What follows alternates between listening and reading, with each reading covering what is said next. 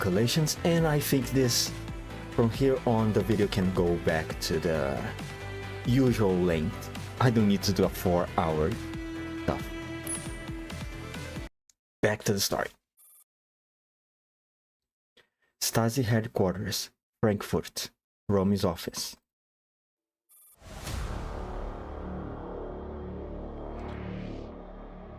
In the small hours of the morning, the interior of the building is pitch black, with only a scant few incandescent lights still on in the rooms, where people are still hard at work.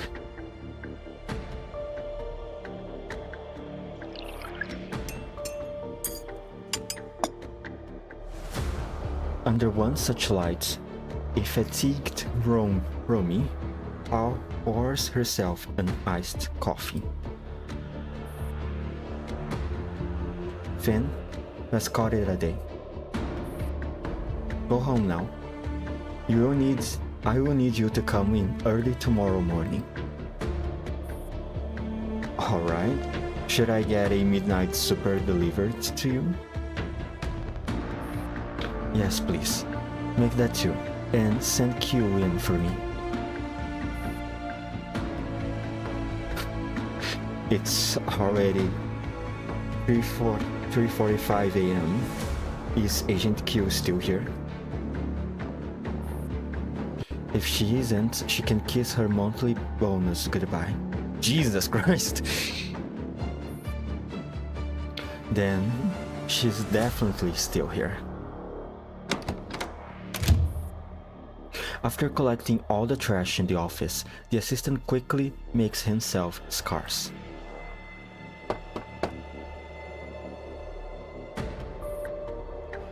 A short while later, there is a knock on the door. Engrossed in her stacks of paperwork and her computer, Romy does not even raise her head. Come in. Q enters the office with a pile of files in her arms. Romy finally looks up, allowing herself a brief respite from her work. Here's everything. We have an Avernus and the future.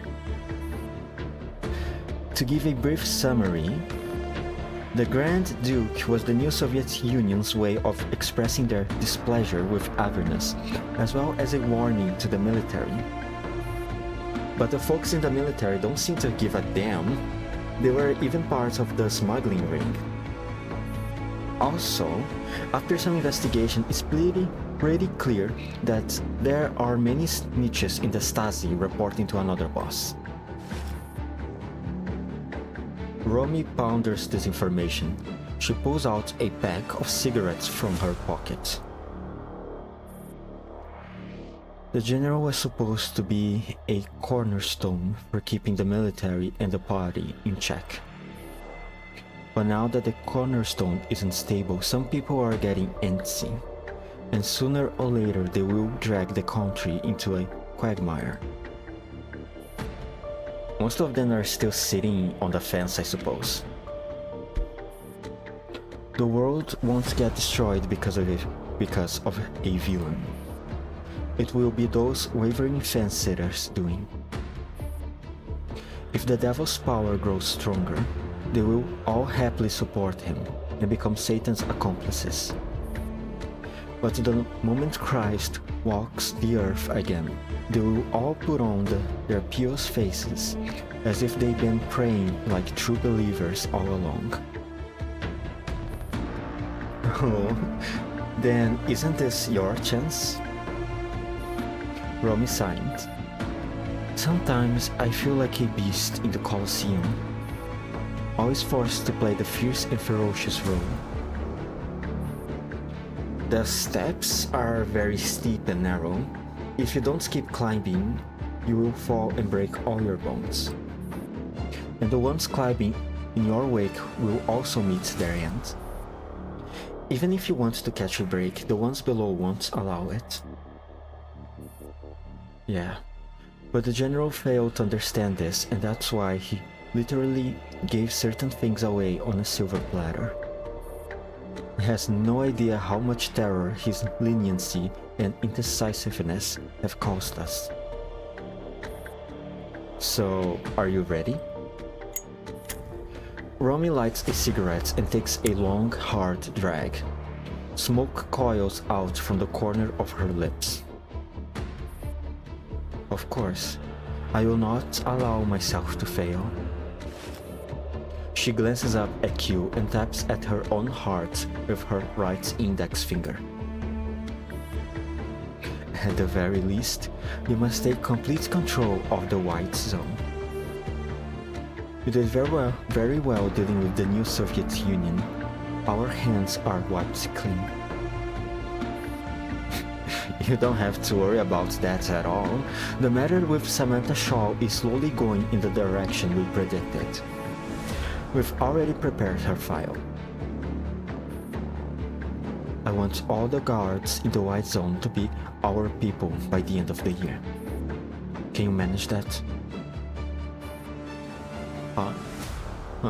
The big problem is my overtime pay.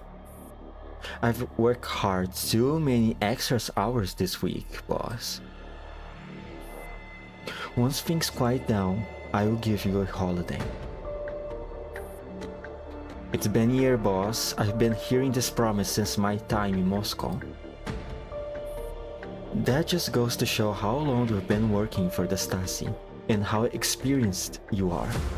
It will be your turn for a promotion next. God, I freaking love this job, even if the only good thing about it is the pay.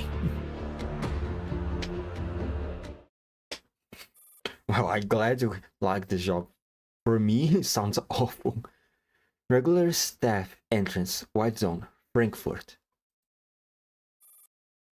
After passing multiple security checks, Bridget finally arrives at the access gate.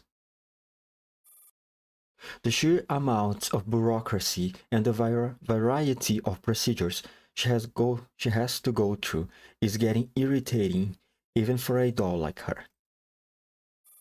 However, there is still one final checkpoint, and a soldier of the Frankfurt garrison is now obstructing her way. State your identity and business. Hello, I am a special agent of the Ministry of State Security, codenamed Brigitte. I have permission from my department to come and upload some data to our archive. The garrison soldier takes the paperwork from Brigitte and goes through them carefully a few times. Adolf the Stasi, is your neural cloud still running? Yes, I will be a toaster if it weren't. Then you can pass. The garrison soldier tosses the paperwork back at Brigitte. No doll with a functional neural cloud can be granted entry. That's the rule. I am a Stasi doll who wants to visit the Stasi's archive to restore some data. What am I supposed to do? Send another doll with no neural cloud. This is such BS. Or a human who can pass the security checks. The data in my possession are top secrets and cannot be passed to a third party. And my superior certainly hasn't got the time to run this kind of errand. That's the Stasi's problem. God damn it. We follow the rules of the white zone.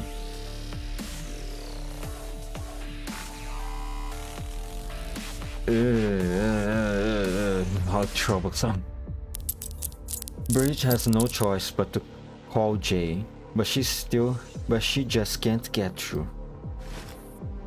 The garrison soldier sneakers as he points at a sign on the wall. The sign bears the symbol of a signal interference area. This is a signal interference area. Please go back the way you came. Why you... Before she can even finish, the soldier has already called the elevator and shoved her inside. Okay, rude. Alright, I see. Bridget can only back up to the entrance of the elevator lobby. After finally connecting to the stasis intercom, Bridget unleashes her bottle-up fury into her communicator. Jay? Why? Is there an emergency? The garrison isn't letting me through to get to the archive.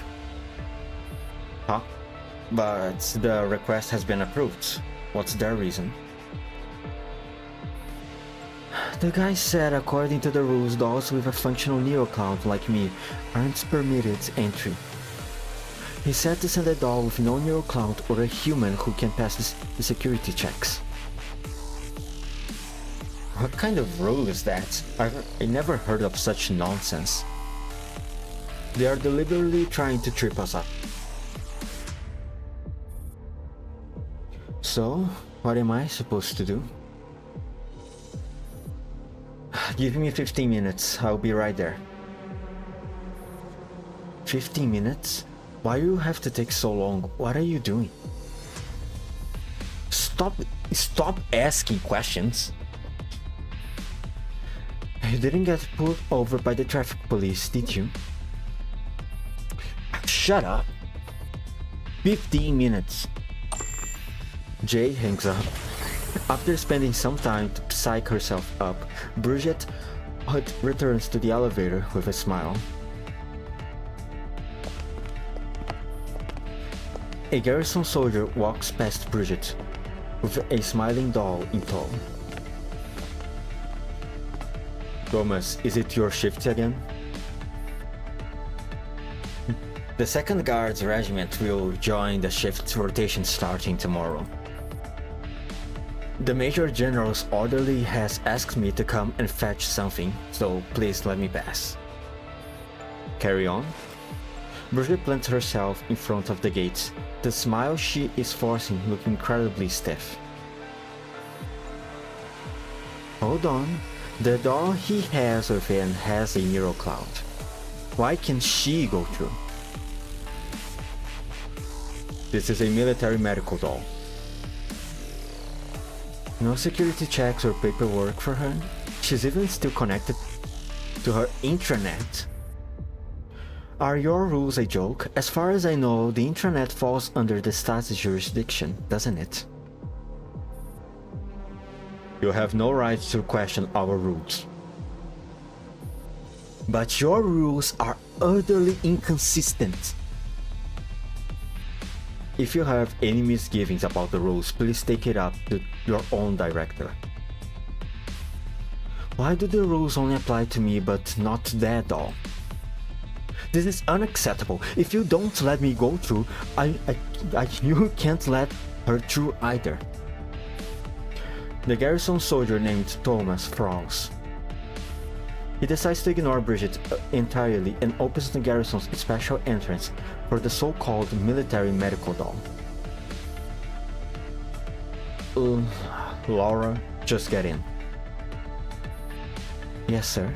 I will adhere to the rules. While Bridget and the garrison soldier are still locked in an argument, Laura quickly goes through the gate.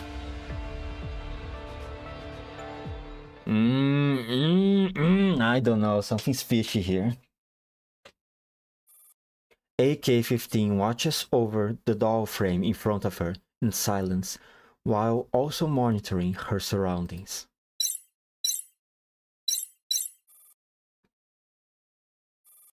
The signal transmitter in the doll frame's hand beeps 4 times. Long, short, long, short. The signal of a successful connection. AK-15 remains on high alert, not daring to let her guard down.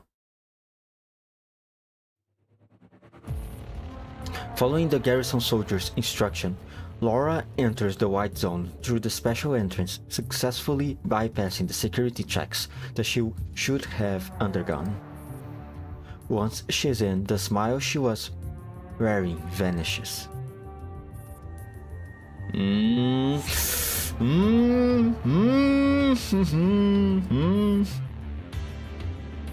ironic. The black zone is under the sun, while the white zone is underground.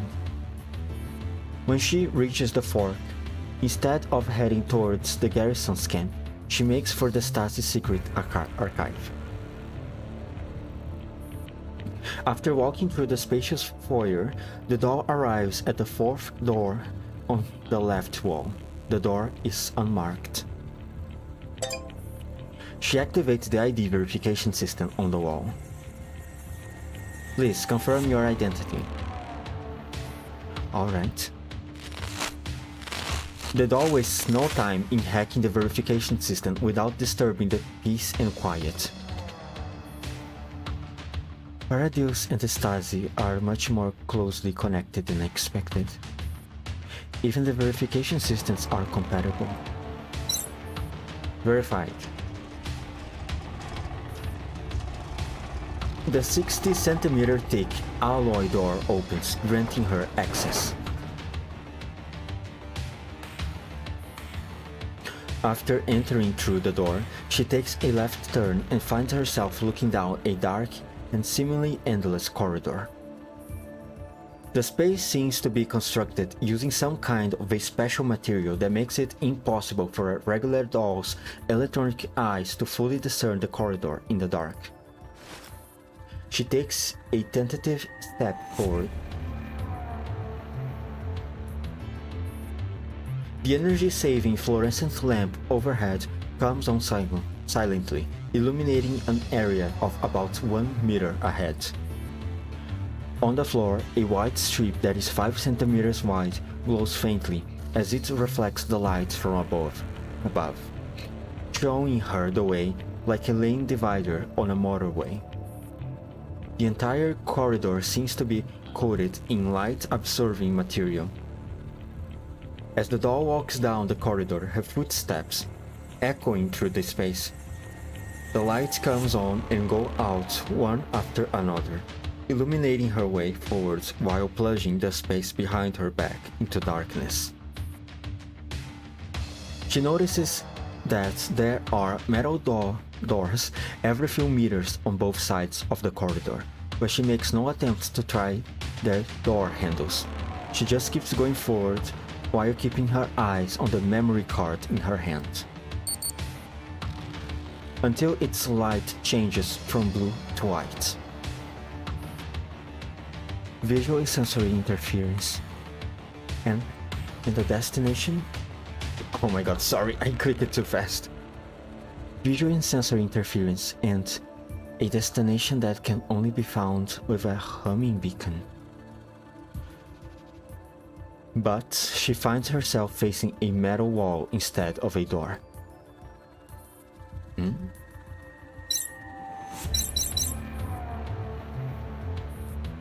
Four beeps suddenly sound in her neural cloud, one long, two short, the agreed signal. Laura fishes out a handheld mirror from her pocket. From the mirror, she spots two red lasers aimed silently at her head and shafts from behind.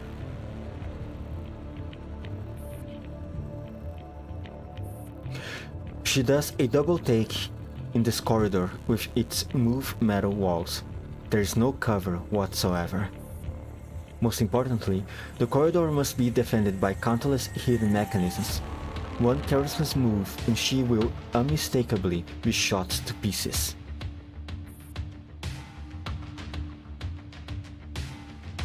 Come on, Laura, just pull a Leon if you can. Start doing some pirouettes or something. She notices a small depression in the wall with 4 different sized data ports. Pretending she has not noticed the red laser dots, she slowly erases the memory card and inserts it into one of the ports. The laser dots follow her as she moves, never straying from her head and chest. If she were an ordinary human, she would never have noticed them. The lights on the memory card flickers for a few seconds until it returns to a steady glow. She pulls out the memory card from her mirror. She can tell that the laser dots have vanished. Such tight defenses. Thank goodness.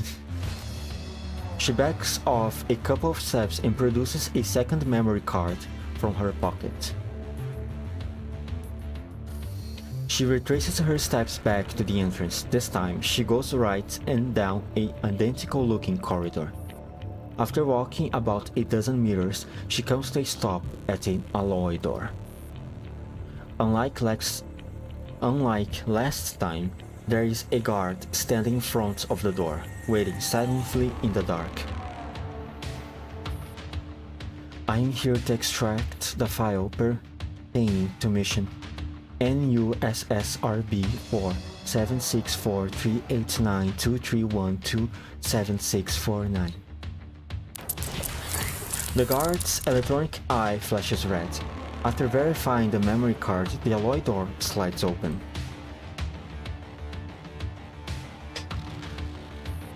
Behind the door is a 250 square foot server room.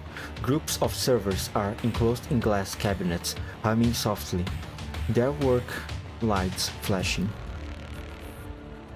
Interior temperature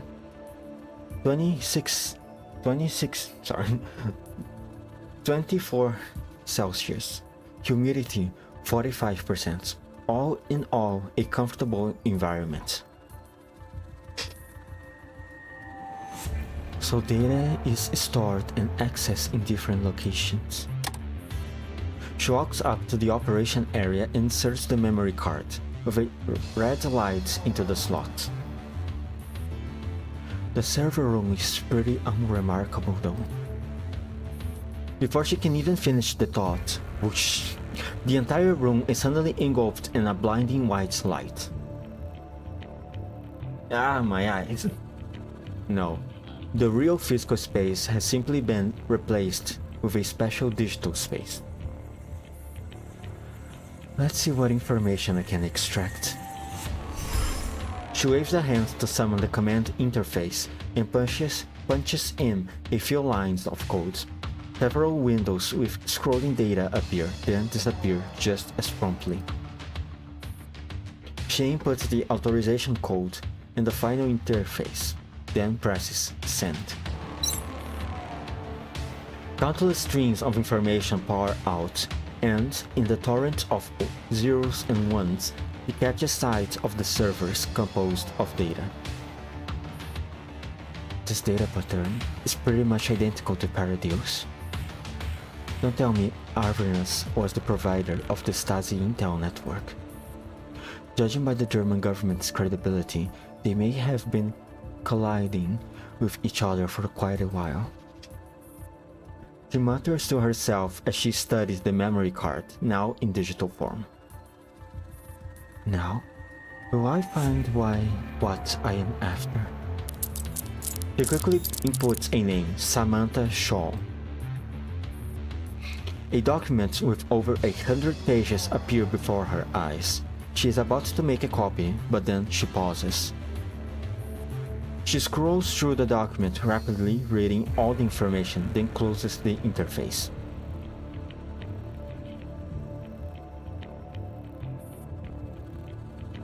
The space reverts back to the server room, and the lights on the memory card turns from red to green.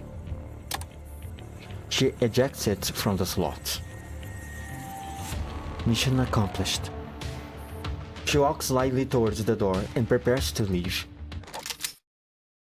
The guard suddenly loads its weapon and aims it at her. Non-mission related query detected. Please present your authorization. Dozens of laser red dots appear on her body all at once. Repeat, unauthorized query detected. Please present your authorization. If no response is given in 600 seconds, you will be fired upon.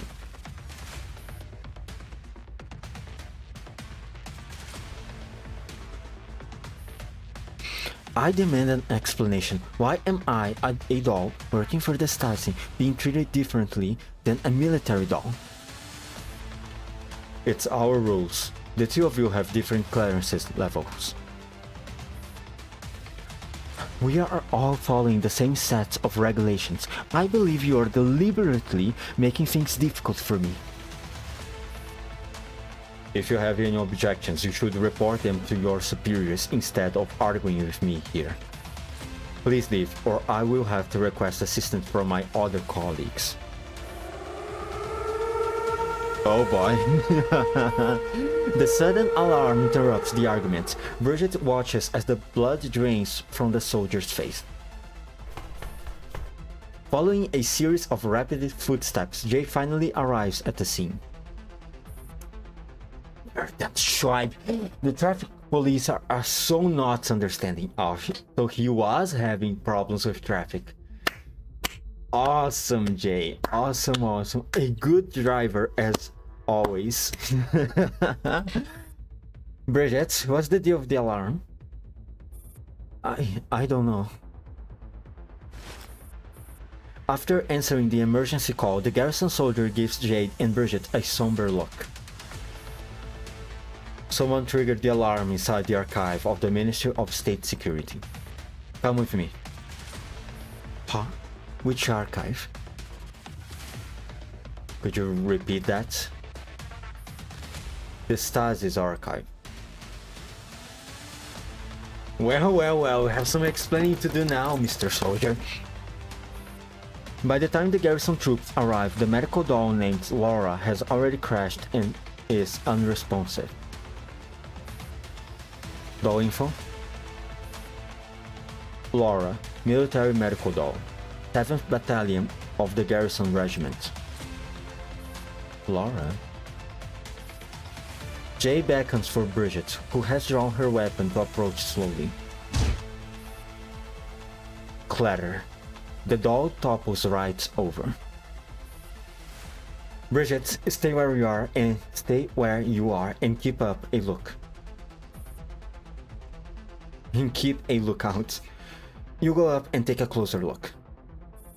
The garrison soldier draws closer to the doll warily and only bends down to inspect her after making sure it's safe. She's crashed, alright. Check carefully. Any unknown signal connections? No, all signals are disconnected. Then her neural cloud was hacked. Someone was controlling her frame. All external signals are blocked within the white zone. We just checked all signal sources within the time window and found no traces of external access. Which means the signal could only have come from within the white zone. It's a short-range radio communication. Whoever took control of Laura's frame is less than 300 meters away. Using our location as the center, searching the area within a radius of 300 meters.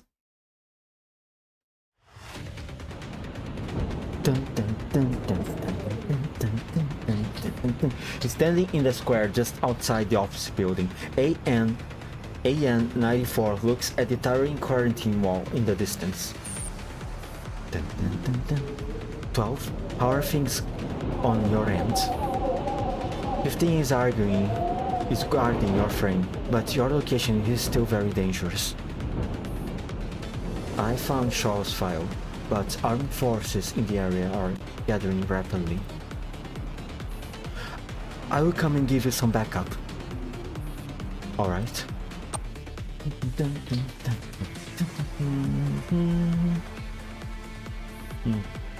AK-15 crouches in the corner, waiting for any possible danger to present itself. The doll in front of her slowly opens her eyes. Targets acquired. Prepare to withdraw.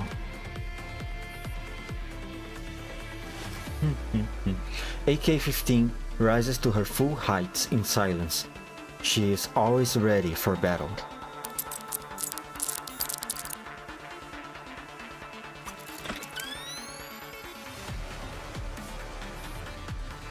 A large number of armed units are approaching. Sorry, wrong voice. A large number of armed units are approaching. Cover me. Roger.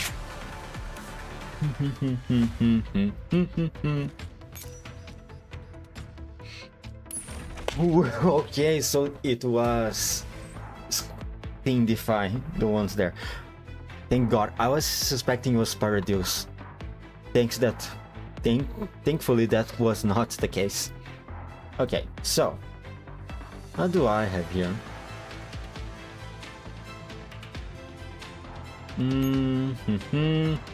He doesn't display any strategy. EP. Well, for now, let's drop this echelon.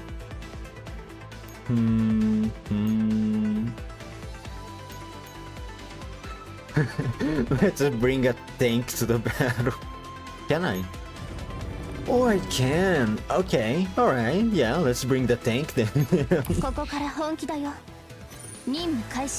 Reach the radar node. Where is it? Oh, there. Okay, alright. Advantage dolls. Oh, well, look at that.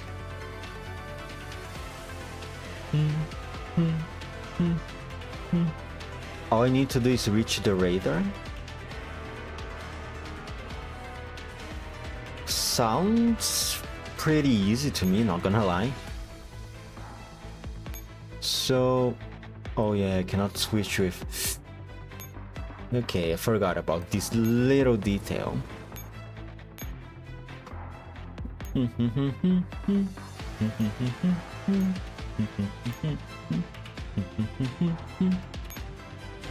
Let's bring these ones, then we change positions. Go down here, and let's do a straight beeline to the radar over there.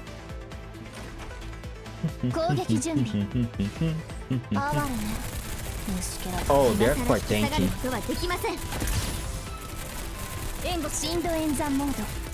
But they don't do much damage. Let's go. Easy fight.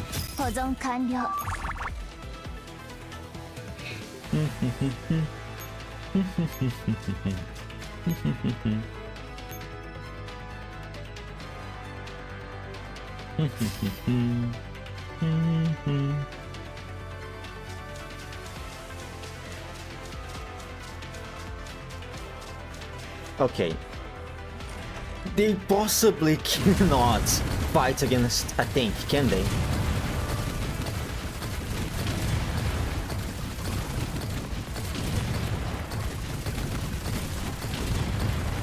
No, the tank is not doing so well, but it's doing fine.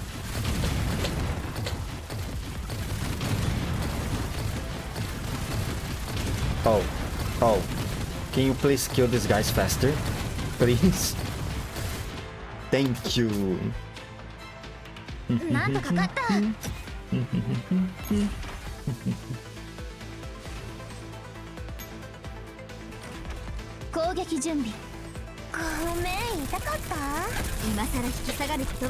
Alright, this is going to be an easy mission, I think. Unless there's some more hidden objectives within the stage.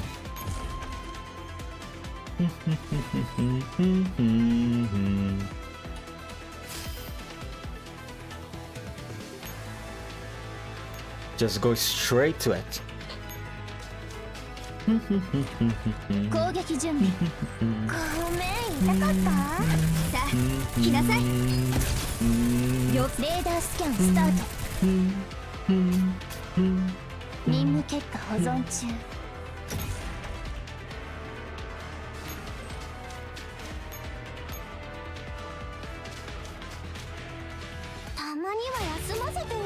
Alright, that was easy.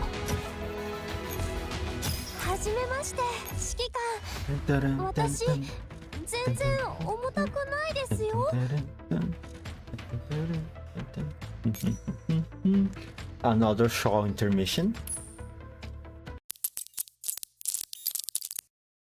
File PACC765398201632287. Decrypting. Samantha Shaw, 2009 to 2016. 2062. Formerly known as Yekaterina Vasilyevna Petrovskaya. In 2034, Petrovskaya was admitted to the Zhukovsky Air Force Engineering Academy. In 2037, she obtained a Master of Science degree in Automation and Advanced Mechanical Engineering. In the same year, she joined the new Soviet military as a technical expert as part of their recruitment program for top students from colleges and universities in relevant disciplines. Attachment 77. In 2037, Sofia, a confirmed member of the Pandora Anti-Relic organization, was arrested and imprisoned. Petrovskaya went to visit her at the prison. Attachment 81.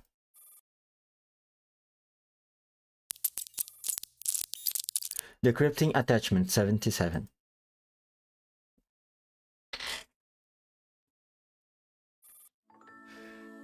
Good afternoon, professors and fellow students. I am Yekaterina Vasilyevna Petrovskaya. As a graduate with a degree in Automation and Advanced Mechanical Engineering, as well as the valedictorian of my cohort, it is my honor to pass on some of my experience to my underclassmen. Those who know me know that I prefer spending my time alone in the lab tinkering with machinery to making pointless small talk with people. But I can't avoid socializing all the time. Launching a new research project requires funding, so to butt it up my professors, here I am, rambling and talking your ear off. I was born in Stavropol Krai, a place with lots of salty lakes, natural gas, and wild animals that shit everywhere.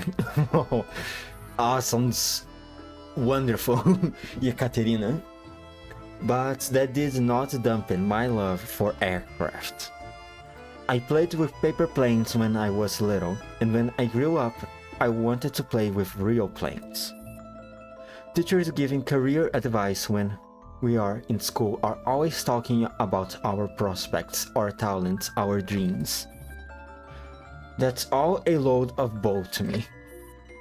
I didn't come to study at this academy for some noble reason. I'm not a particularly noble person to begin with. I hate studying, it's torture. Oh, she's so based. Oh, she's so based. I only persevered because I knew all this torture would eventually lead to something that brings me joy. Oh my god, I need to screenshot this, hold on. I'm gonna show it to my friends later.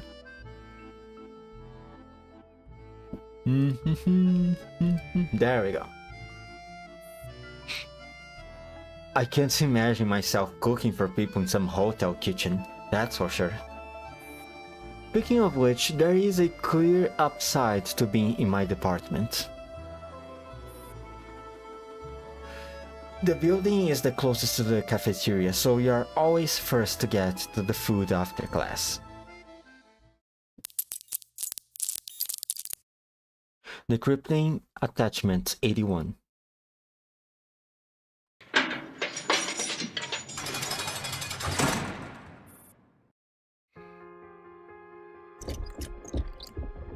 Oh, she looks fine.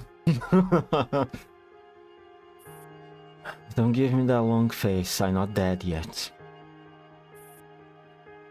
We haven't come to home in 6 years. We all thought you were dead. Thank goodness you're still around. Mama and Papa must be so proud of you. I hear you hold a military rank now. Is that true? Then, am I causing you any trouble? It doesn't matter. I don't really care where I go. How did you get into this mess? I wasn't coerced. I wasn't deceived. I wasn't brainwashed. I joined them voluntarily. Why? Humans shouldn't mess with relic technology, just as a toddler shouldn't be given the launch key to the Tsar Bomba. It's too dangerous. And kidnapping relic agency personnel isn't dangerous?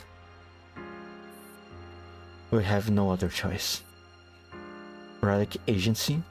They are just a bunch of crooks profiteering under the guise of scientific research. You're such an idiot. I suppose you're right.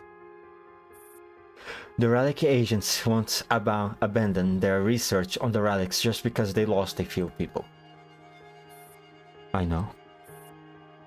But I still wanted to do something. It might have been pointless, Katya, but it was the only right thing I could do.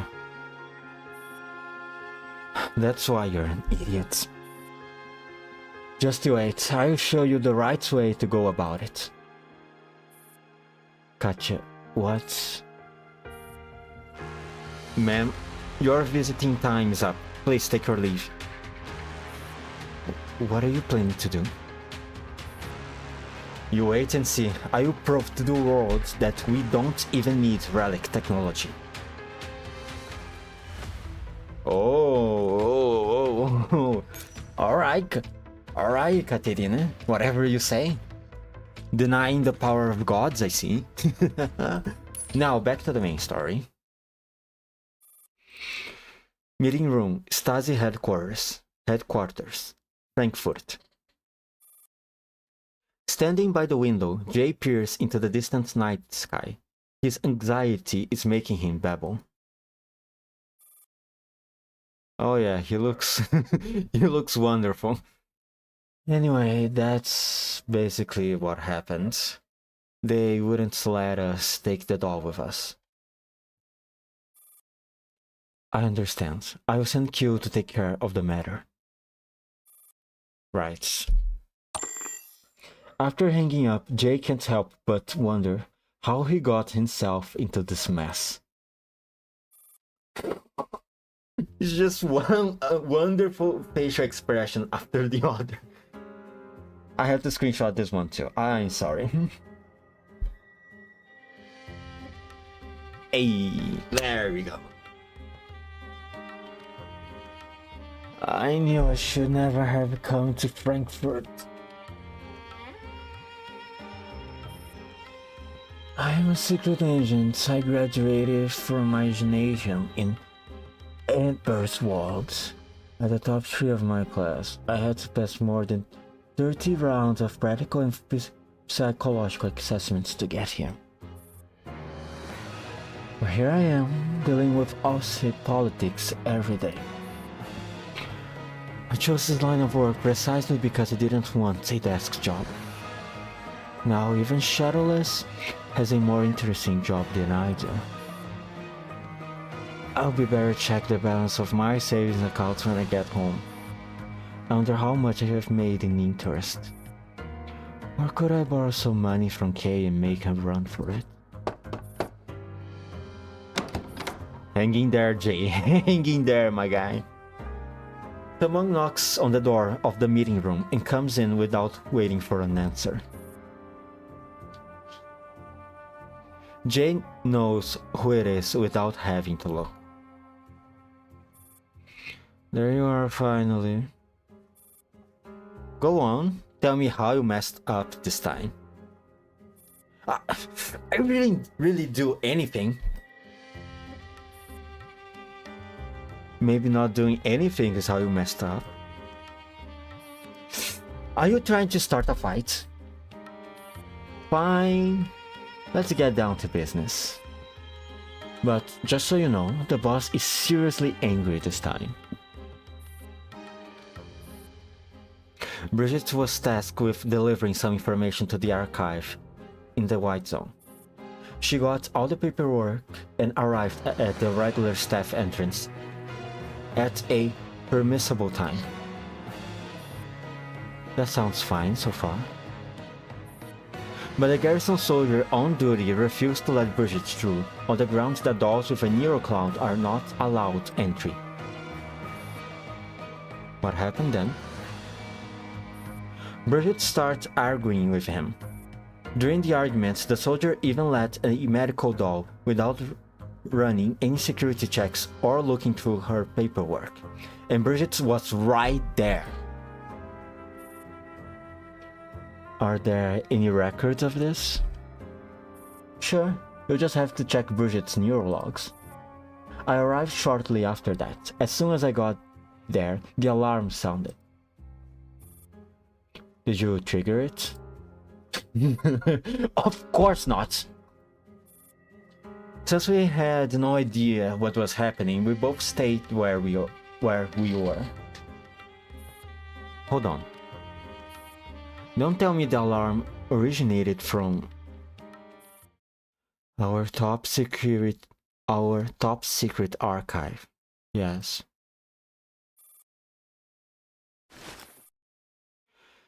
Q loosens her collar to reduce her chances of having a stroke then and there. Oh no. Anything taken? Samantha Shaw's file was accessed and read. Other than that, nothing. Leaning heavily against the table, Q slowly slumps into a chair. She forces herself to unclutch her fists, all the while not saying a word. The silence is getting unbearable, and Jay finally speaks up. You're not planning to sit until tomorrow morning, are you? Worst case scenario, I pack my stuff and go. Come on, guys. You were supposed to be the top of the top. Oh my god. Oh my god, this is a comical failure of security. It's not like they'll put me in jail just because of a file, right? Can you please say something? You're making me nervous. The sight of Jay panicking reminds Q of something that happened long ago, and a smile creeps onto her face. Relax, this meeting room isn't connected to any other room. And we don't have the directors of a dozen departments having a meeting next door. Mind fresh. Didn't we agree to never bring that up again? I definitely misunderstood your intentions back then, but haven't you embarrassed me enough for that? Or was that not enough revenge for you? You should just get to Romy to sack me and be done with it. I will just go home and sell Schweinsteigs? Whatever that is pronounced. I don't know, I don't speak German. That's. Don't be so impatient. I was just thinking how to teach my adorable students one last lesson as a mentor. I am a formal employee. I don't need a mentor anymore. Hey, it's free advice. In the workplace, you must know how to use a bad situation to your advantage. Huh? Our archive was compromised. How could anything good come of it?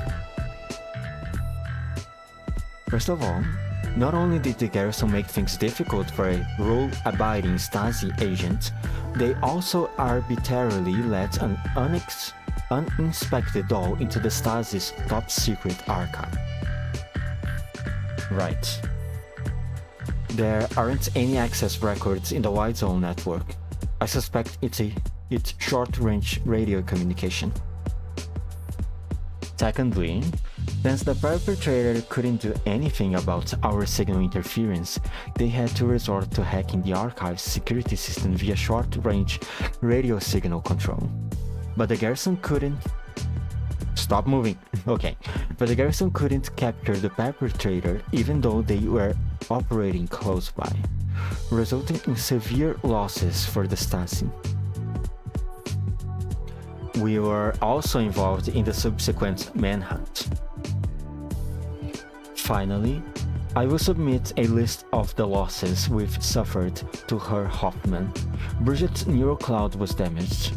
2 agents who took part in the manhunt developed PTSD, and we lost dozens of top-secret documents, including information perpetrating to the latest weapons research and development. Go to the press and give them the story. Put all the blame on the incompetent garrison. Ooh, take that, soldier, take that, soldier. Not your problem, huh? Not your problem, I see. Yeah, whatever you say. Tell them that the movements and private information of many important government officials have been stolen, which may result in assassinations perpetrated by extremists. Got it. Has the security of the top secret archive been reinforced? Yes, the garrison says they already introduced additional security measures and assigned more patrols. I don't trust their siege-like security. I'll pressure them to letting our people take over the archive's security. You're not entirely stupid after all. Oh, I see what you're doing, K. I see what you're doing. K, sorry, not K, Q. I see what you're doing. She is following the Romeo's order of having the entire personnel being their personnel by the end of the year. Oh, very smart. Very, very smart, Q. Learning something from you always comes at such a great cost. Just goes to show how valuable my tutelage is. Not just anyone could get dozens of Stasi department leaders to know your name in just an hour, you know? Q watches as a flustered J storms out the door. She double-checks that all the filed out documents are in order, then stretches in her chair. She pushes the window open. Dawn is already breaking outside. Drowsy sunlight peeks through layers of heavy clouds, lighting up the dust motes drifting in the air. It's another new day.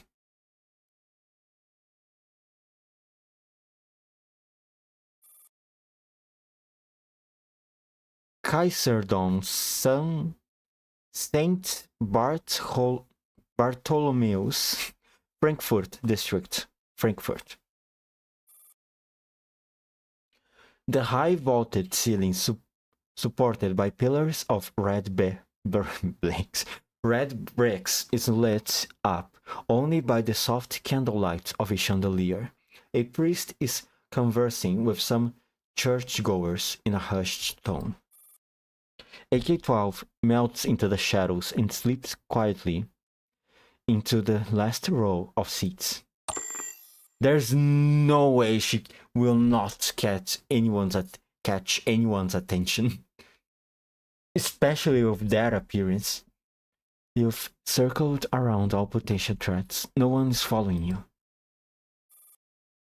Confirmed. The target area is secured. Copy that. You two don't have to hang around outside. Return to the temporary safe house for now. Will you be alright on your own?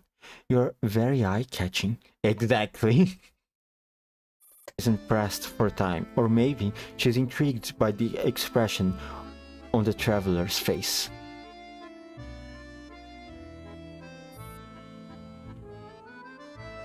When did you last confess me? What did you do under the devil's influence? I watched someone fall into the rushing river. I stood by and let her drown and get washed away by the currents. Only the Lord has the power to give and take away life. I didn't know what to do. I watched her die. I wanted to save her, but I was also glad for her. Who was she to you? She was my little sister, my one and only sister. She was born on Halloween, and our mother died on the same day, giving birth to her. All these years, I was torn between loving her and hating her. Have you ever been honest with her about how you felt? We all have our own cross to bear, don't we? As you watched her fall into the water, what were you thinking? She had actually told me beforehand that she wanted to put an end to it all. She left the final decision to you. Yes, but I chose to give up. I chose to side with the devil. The Lord will forgive you and bear your sins for you. Really? Will him really? Will he really forgive that? With just a prayer? AK-12 turns to leave the confessional behind. Before exiting the cathedral, she pauses in front of the votive candle station in the corner. Oh my god, I clicked too fast. I'm sorry, I'm such a trigger happy. Leave the confessional behind. Before exiting the cathedral, she out of a sudden sense of piety, she lights a candle. Eisener Stag, Frankfurt District, Frankfurt. AK-12 stares into the distance while leaning against the railing along the wrought iron bridge. This is the first time she has stopped in her tracks to admire the beauty of Frankfurt's nightscape.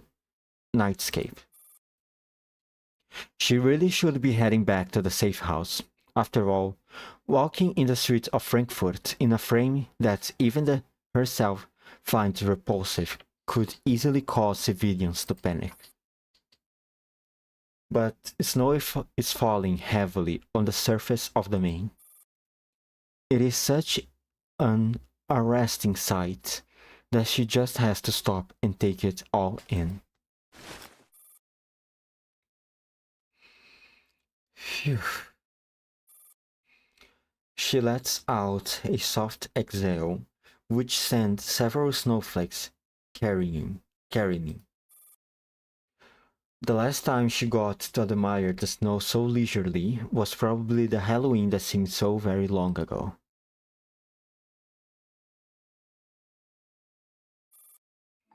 As usual, AN-94 had taken it upon herself to do the household chores after finishing her daily training. At that moment, she was meticulously sweeping up every speck of dust on the floor in the living room. Morning, 94. An odious smiling face came into view.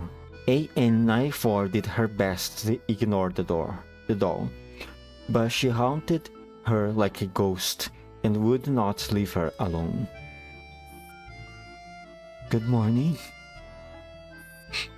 It's such a fascinating occasion today. So why are you still working? Halloween is a festival dedicated... why am I so trigger happy today? Halloween is a festival dedicated to the spirits of the dead.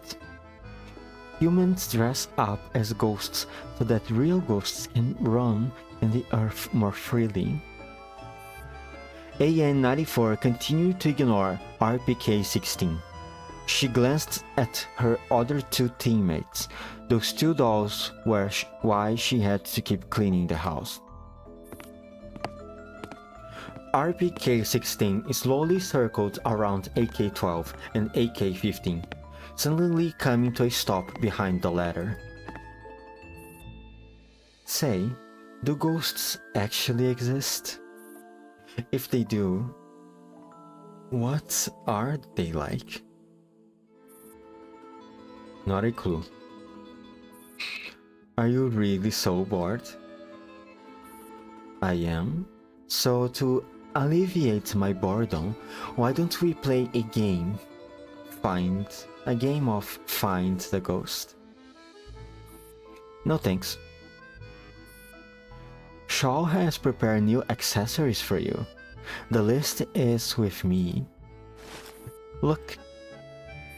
AK-12's brow furrowed deeply. How does the game work? Here are the rules.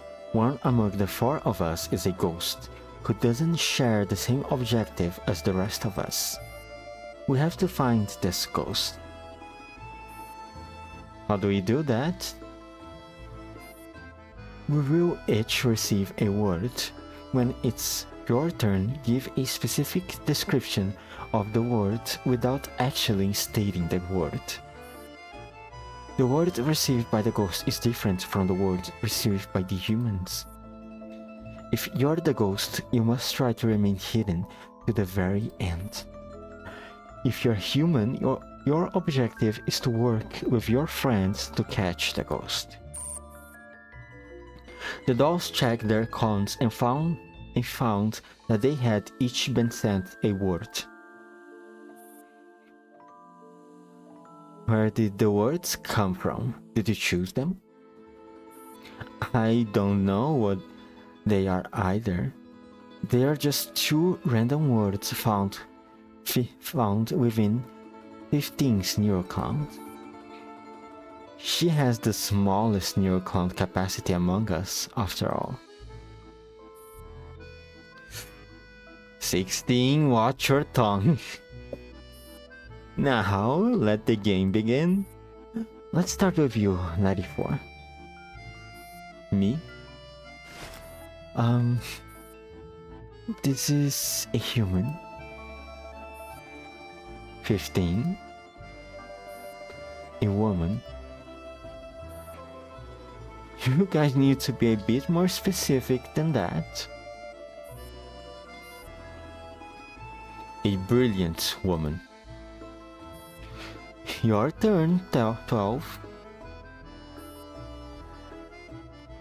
If she dies, I will avenge her. Jesus. Huh. I think I see where this is going. An enigmatic smile appeared on RPK-16's face. Then it's my turn. If she dies, I will live on for her. AK-12 was about to say something when the system alarm suddenly started blaring. And Hero was planning to spend a happy Halloween with you all. That's never mind. Better get a move on. Off we go. When the task force D5 was ready for battle, they walked out into the night of All Hallows Eve. And the unfinished game was never mentioned again.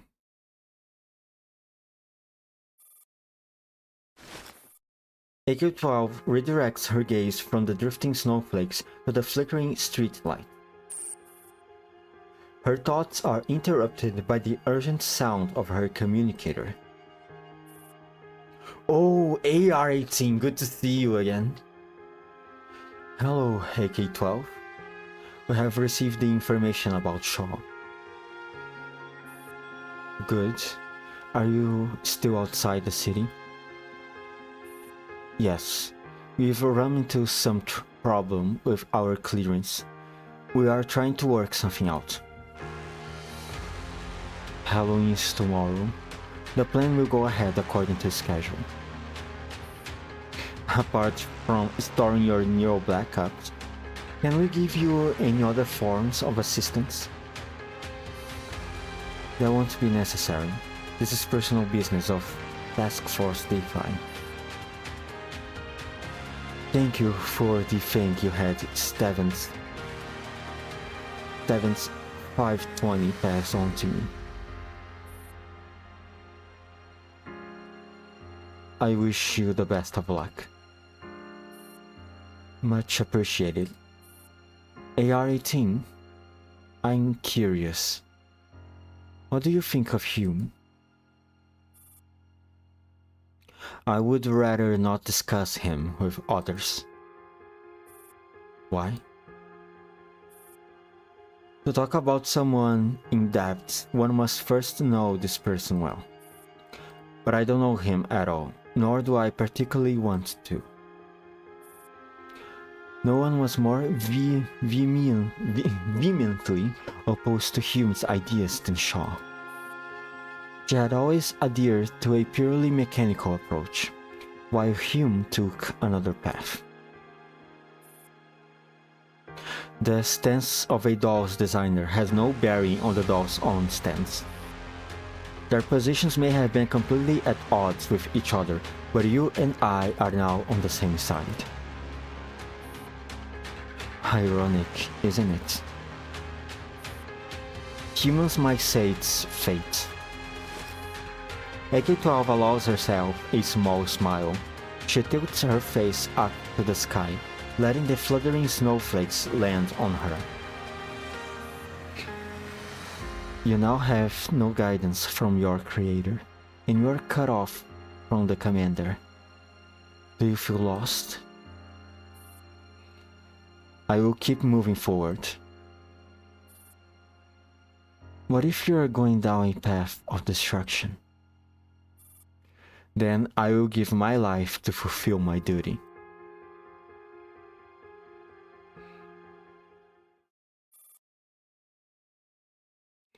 Goat House, Frankfurt District, Frankfurt. The streets are already buzzing with a festive atmosphere by the early morning of Halloween. Storefronts that are usually simple and modest are now adorned with eye-catching jack-o'-lanterns and bats decorations. False cobwebs are also strewn upon the trees that line the streets. Inside a cafe, patrons sitting across several tables are discussing the latest gossips. Whoa! The famous scientist Dr. Samantha Shaw was confirmed dead. They say she was secretly executed by the KGB for treason? That can't be true. This Shaw was a KGB's top agent. She apparently took out dozens of Stasi agents and flew herself back to Moscow on a commandeered fighter plane. Seriously? Did she kill them barehanded? Yup. She's a Slavi after all. Slav, not Slavi, Slav. Behind the whispering crowd, a little girl skipping along the streets with her backpack checks her watch. The exhibition's opening ceremony is only 7 minutes away. Oh no, I'm gonna be late. The little girl hurriedly strides out and dashes towards the goat house. The snow on the ground has not completely melted away, and the little girl barely runs a few steps before she slips on the half-thawed ice. Oof. Oof. Ow. Are you alright? A pair of warm hands help the little girl up. She looks up and finds herself staring into a beautiful, smiling face. Thank you, Frau. Sorry. Sorry, I just have an extreme averse reaction. Excuse me. Just call me Embla. Frau Embla. You seem to be in quite a hurry. Are you rushing somewhere? I'm going to the exhibition at the Golden Halls. The roads are slippery on snowy days, but don't hate snow just because of that, okay? Oh, okay. Embla waves the girl goodbye with a smile. When she is on her own once again, she rests her right palm against her neck, where she can feel her pulse.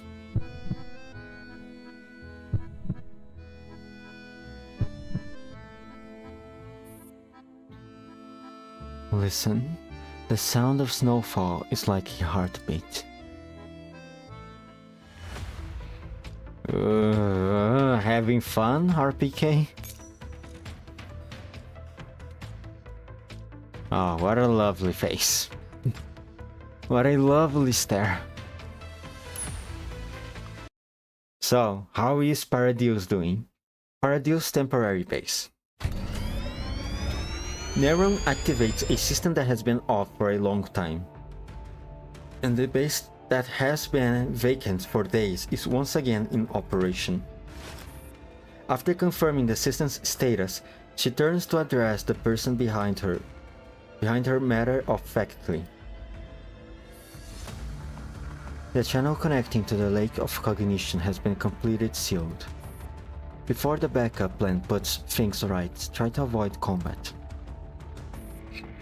Embla has already set off to implement her all-halsey. I may be too cautious here, but can she be trusted? As the control group of the experiment, she has already completed her mission. All that's left is to make good use of her identity. That's...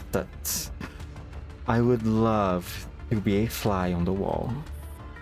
When the commander finds out their boss was the one who sent this woman to us. Watch your tongue. Am I wrong? Humans are always spouting lofty ideals that contradict their foul and unscrupulous actions. Haven't you picked up that bad habit yourself? Oh my, and here I thought you'd be more forgiving of my selfish little hobby. I just find your behavior unnecessary. We are all chosen enforcers, little more than pawns in chess. Do you not have any kind of pursuits, or that I say desires, Sister Nenron?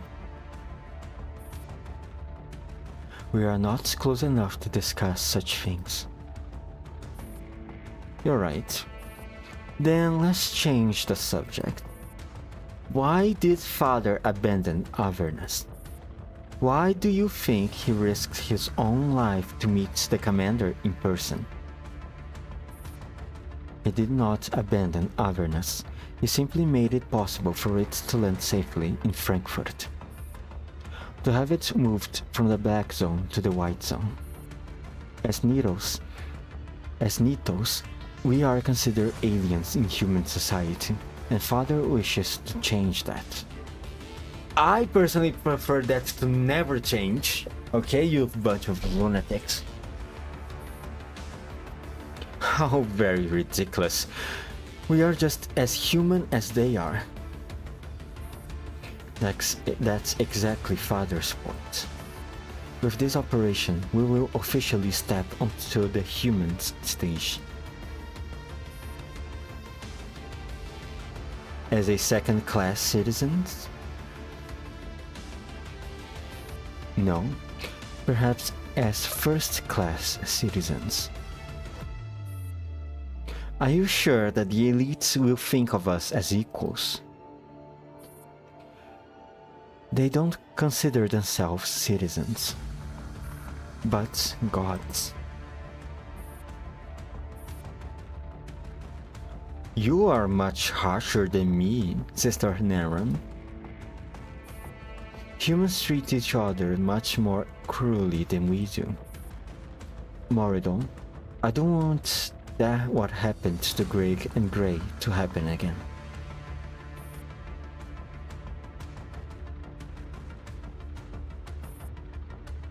We can't produce high-end Nitos at the moment, so we will be on the back foot for a while. If we lose Brahmins as well, I'm sure you know the consequences. I have no idea what you're talking about. Don't you? Neron gives Mordo a cold hard look before turning back to her work. Instead of leaving, Mordo takes another step closer. Can you finally tell me what All Hallows Eve is all about? Embla will walk the earth, resurrected as the ordinary human Angelia. She will prove to all humans that eternal life is not a pipe dream. Eternal life. An eternal temptation for humans.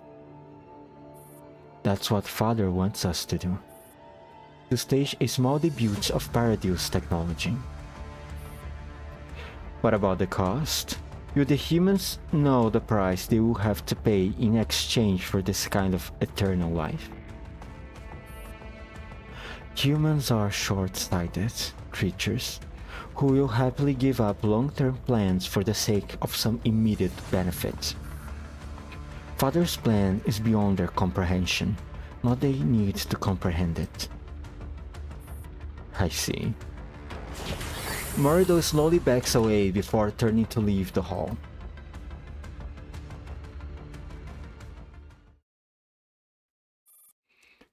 Embla, will you really do as she wishes? Will you carry out such a simple mission? I shall wait and see. Oh my god. Isharbias? Andrew Plot, Frankfurt District, Frankfurt. Embla strolls leisurely around the fountain. A large poster of Faust is hanging on the exterior of the Alte Oper. The Alte Oper is closed today, plus the weather is rather chilly, so the area is largely deserted. She slowly walks up to the poster alone and unobserved. In her hands is a paper bag filled with devil's bread that is fresh out of the oven. Small specks of snow starts falling. Embla looks up at the night sky lit up by the city lights. Such a beautiful Halloween should be celebrated with the most interesting game. The show is about to begin. Will my guests arrive in time? I wonder. She pulls out a small piece of bread and takes a dainty bite. It does not taste particularly delicious with the overpowering spices, but as a kind of festive delicacy, it is sufficiently delightful.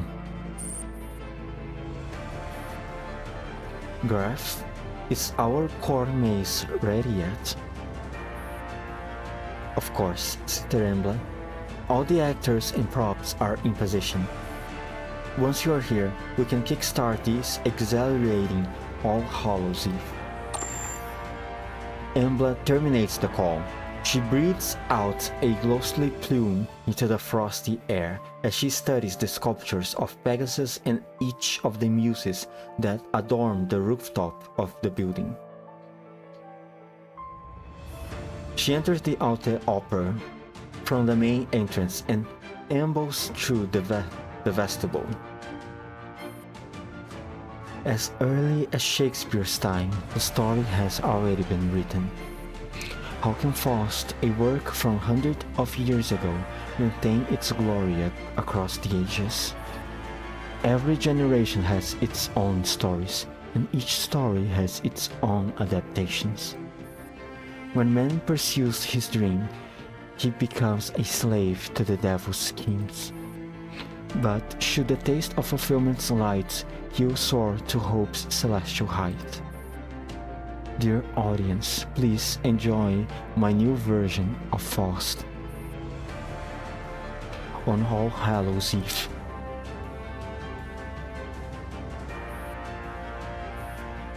Only a moth knows how mesmerizing the flame is.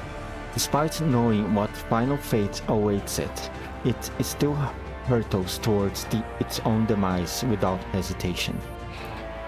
Is death the final destination? Every time I wake, I smell something different in the air. It never fails to make me feel nostalgic. Anje,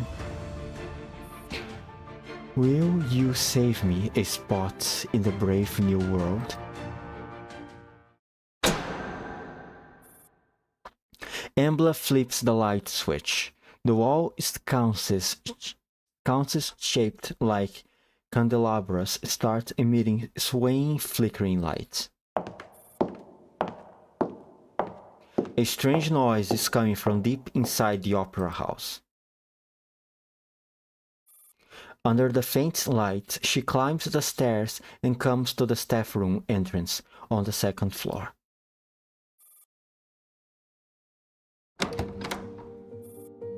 When she pushes the door open, the noise ceases. Embla promptly scans the room. A few props are scattered here and there, and a cast list is taped on the wall. That's that. Bremed has also come up with her own version, huh? So she's playing Helen of Troy.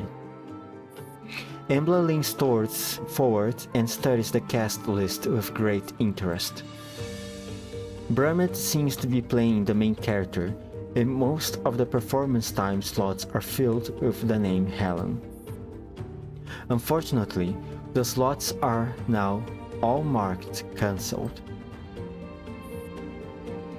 If the devil can satisfy all your heart's desires, will you sell your soul?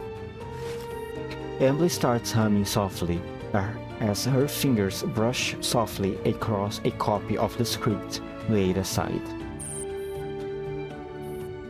Just then, her communicator chirps. Who's this?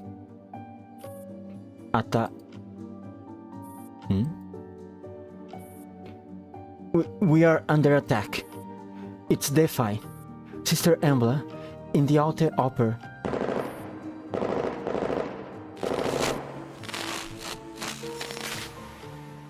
Oh my god, Defi acts more quickly than what I was expecting. The line is that. My. Detecting movements coming from behind, Embla whirls around out of reflex. But once she sees who it is, she lets out a sign of relief.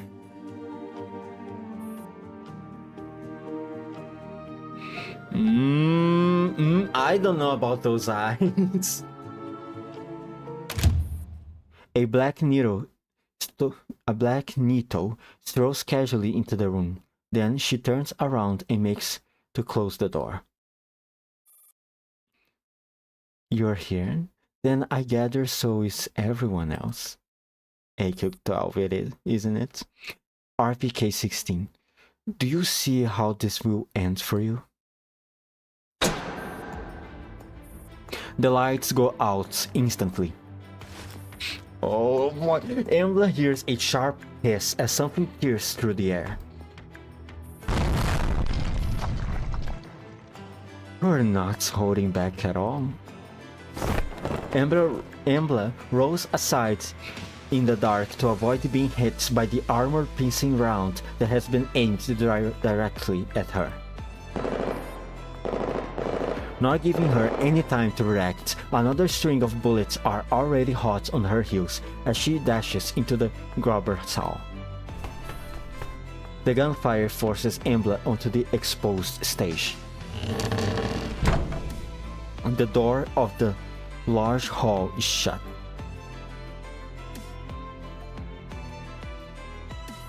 Embla is now on stage. The spotlight overhead follows her relentlessly. The chandelier hanging at the center of the ceiling is dazzling bright. Another false spot shines onto the Black Nito, who is now standing in the auditorium. What a fitting place for you to meet your end. 12. Why aren't you using your new frame? Are you really so put off by my tastes? Just bear with it for a little. That was one of the few remaining doll frames in Avernus, and the most advanced one to boot. It may just be better than Shaw's handiwork. No one can outdo Shaw.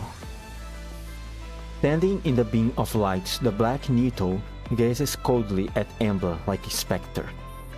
Basking in the stage light, Embla fully embraces her role as the prima donna and puts on a graceful smile. So, is everyone in Task Force DeFi here?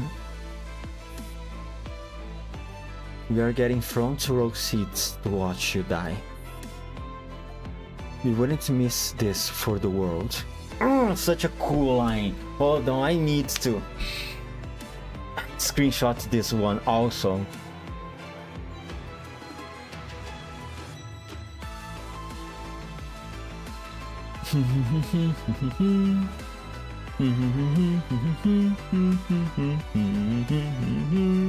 Okay, continue. Embla takes some time to scrutinize the interior of the Grober's Hall. This particular hall is the most fully restored and most resplendent venue within the Alta Opera. The auditorium has 3 levels of seating and can accommodate more than 2,000 people. However, there are only 3 people in her current audience. Embla looks towards the balcony that would be AN-94's preferred location from which to offer assistance in defense. Because when AK-15 is present, everyone automatically leaves the door for her to defend. AN-94, the Snow Wolf of DeFi, featuring enhanced melee capability and firepower after the upgrade. Embla does not even have to look for AK-15. She is, as always, at the most eye-catching position. That by the door is AK-15, the White Mastiff of DeFi, the most powerful T-doll in the entire new Soviet Union. Oh boy, but 12, I don't like the way you are right now. The Black Nito is standing right at the center of the stalls. She is as cold as a statue.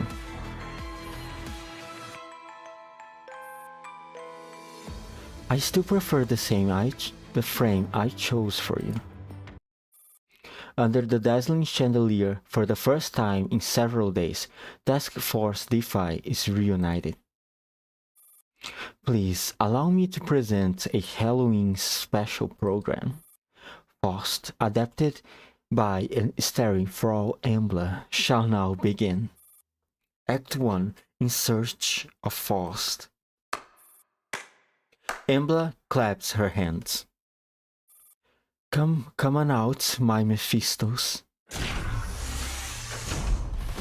The curtain rises gradually on stage, revealing a group of fully armed Paradise units that fill the entire stage behind Embla. Ah, my eyes! A hail of bullets rain down on the stalls, and the Black Nito instantly collapses onto the floor. Where art thou, Faust? I seek thee still, rushing towards thee with unwielding will. All that is promised shall delight thee purely. No skinflint bargain shall thou see. I am not one of the greatest yet. Wilt thou to me entrust thy steps through life? I will guide thee. I will willingly walk beside thee. Will serve thee at once and forever with best endeavor. The sound of gunfire and impact intertwine into a dramatic concerto that Ambla's singing transforms into a beautiful movement.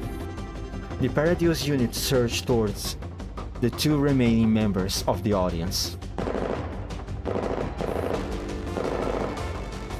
With incredible coordination, AK-15 and AN-94 fire at the rapidly approaching wave of white. Their modified frames are all too experienced in fighting Paradius.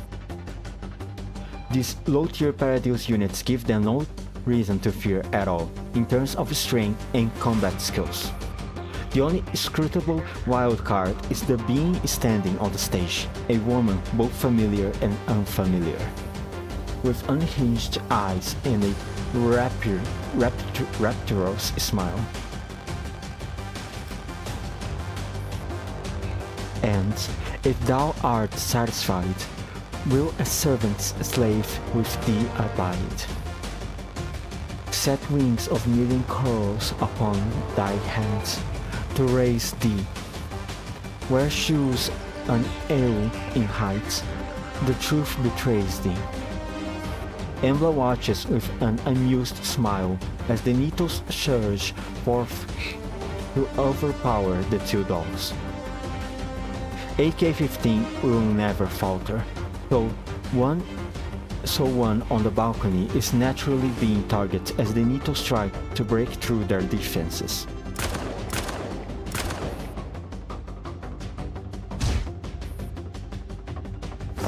AN-94's position is attacked by multiple needles. Under the wavering light, they dart in and out of the shadows, falling upon her incessantly like minions from hell. I want to let you get away.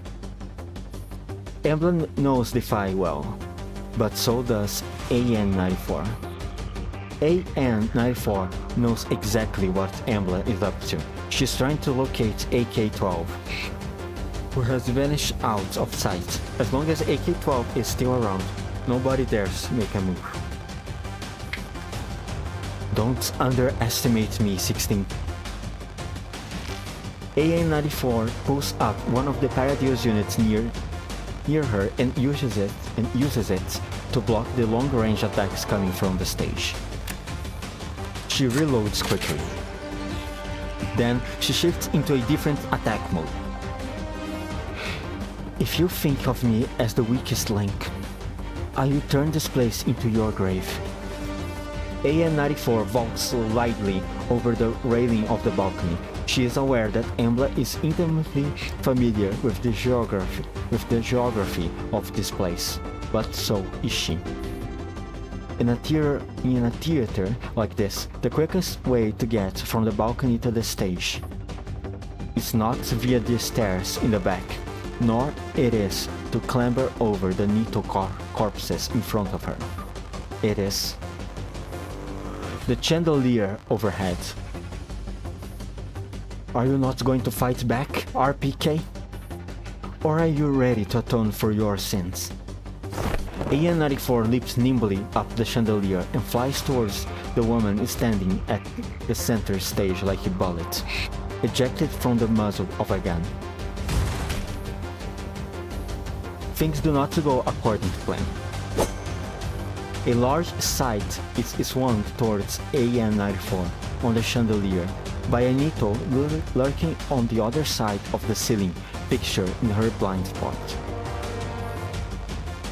Sister Embla is spot on.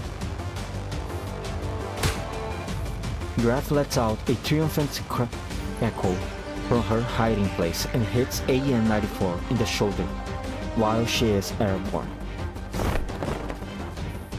Like a bird with broken wings, a meteor that breaks through the atmosphere, AN-94 falls towards the stalls in the auditorium. Awaiting her down there is countless Paradise units with their blades raised and poised to strike. Gunfire is unleashed upon the Nitos below AN-94. The location of the attacker is revealed by the direction in which they collapse.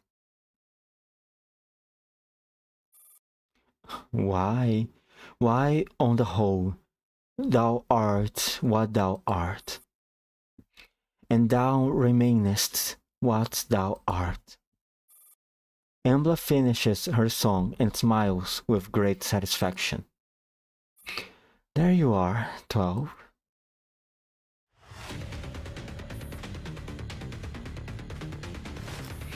Embla snaps her fingers and a scream descends from above. A new batch of Paradise units appear on the battlefield. AN-94 finally shoots down the two remaining Nitos close at the hand, earning herself a brief moment of respite. 12, won't you let me set eyes upon you? Tough crowds. In that case, you answer the question, Graf. Do you know what is the scariest thing that can happen to a wolf pack? Graf jumps off the lightning bar. Please enlighten me, Sister Embla. Being without their alpha wolf. That's why when fighting Task Force D5, one must first find the one who lurks in the shadows. And after that, we will have our brilliant cast ask them for a dance. Embla smiles as the Nito and points towards the stalls ahead as she explains patiently. To neutralize AN-94, the Snow Wolf, one could try electronic warfare. Let our EW expert Brenet give her a taste of Paradise torrents of data. Yes, sister. As for the White Mastiff, he is created for one reason and one reason only: to fight. Let Morido open her eyes and show her the power of traps. Now, for the one hiding on the ceiling, that's our Alpha Wolf. AK-12, what is her forte? Everything. Because the frame she is using is the most cutting-edge mechanical product that Paradise can currently create, then who do we send against her? Nemram, of course. Alpha Wolf against Alpha Wolf. Understood. Embla looks up and raises her hands towards the brilliant chandelier above her head. Now that we have found Faust, let's begin Act 2. Act 2, the never-ending dance. The dazzling chandelier, the blinding spotlights, the dim wall lights all go out in an instant, plunging everything into darkness.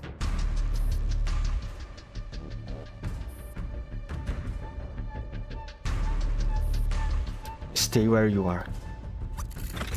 Task Force Defy calmly activate their eyes of the Snow Wolf, all the while listening carefully to every movement on the stage. Something seems to be approaching, in excruciating darkness.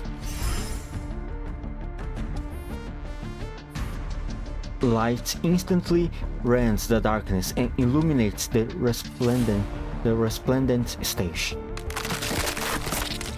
Where the light shines the brightest, bone spurs stretch out widely, blooming with infinite vitality, and wrapping Embla, the prima donna at center stage, in a flurry of overlapping layers of white.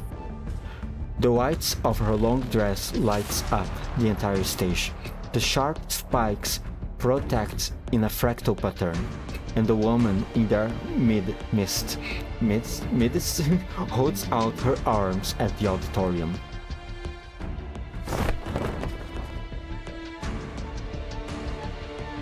What the hell is this thing?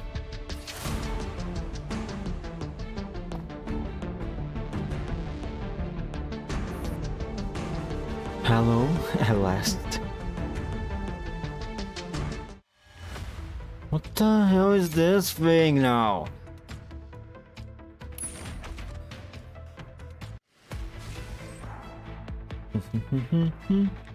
Wait, don't tell me this is some...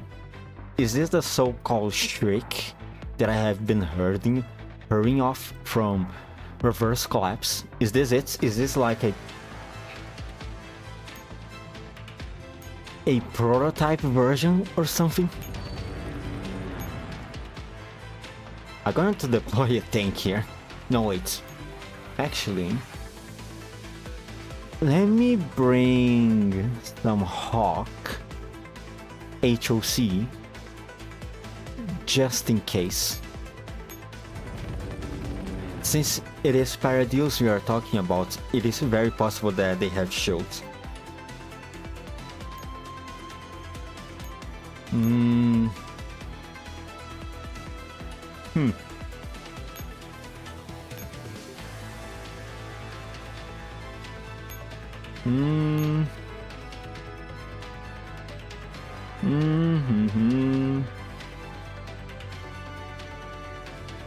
Oh. Alright. And will periodically summon Paradeals units into battle. Random tiles will be attacked by falling ceiling debris. When it's hit will be damaged and stunned. Okay, it's basically the same. Hyper shield and taunt all friendly units to attack her. If the shield is broken after some time, all units will be paralyzed and receive massively increased damage. Otherwise, all enemy units will receive high HP shields and a huge increase to damage. Recovery mode and assault mode. Recovery mode. Restore shields to other enemy units. Yeah, this still sounds like a AR SMG battle to me.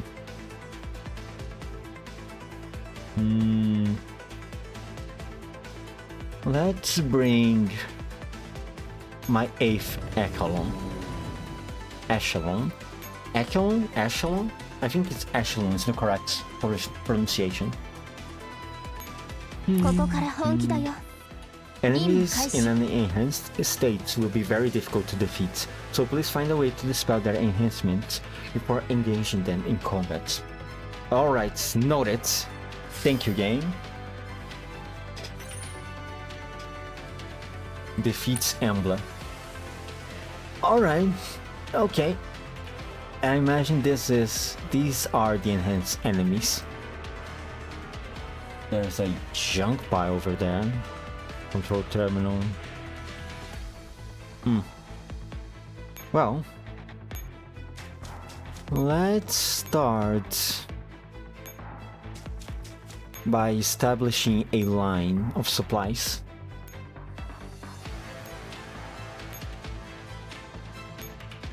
Since I don't really see many other points of many other aid ports here for me to resupply.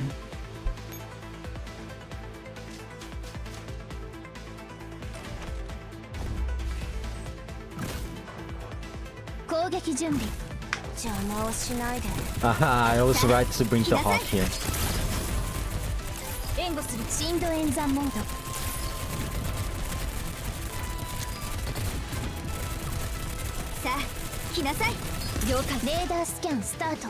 Alright, this was an easier fight than what I was expecting.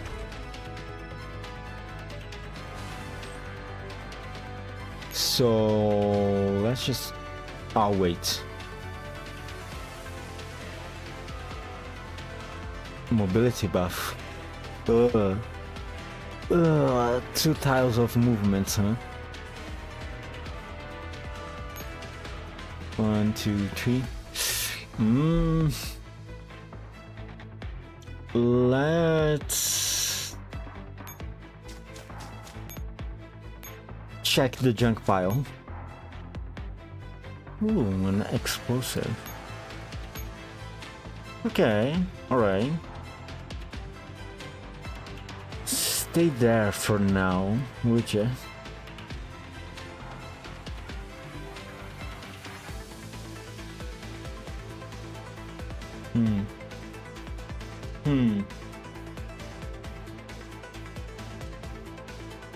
What else is this thing? In a strength state, it will be difficult to be defeated in battle. Alright. So...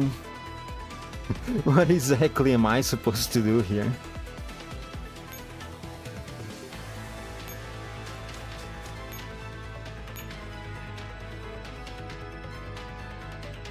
Oh well, let's just see what happens.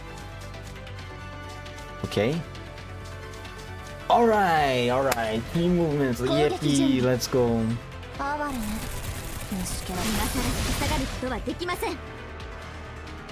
Withdraw. Through this.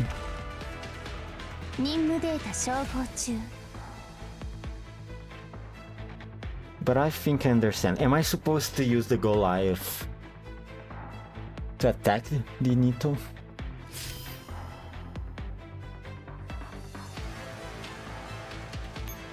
Let's restart the battle. And try that instead.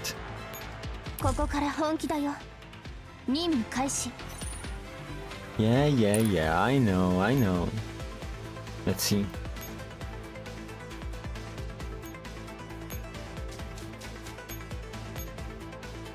Move here.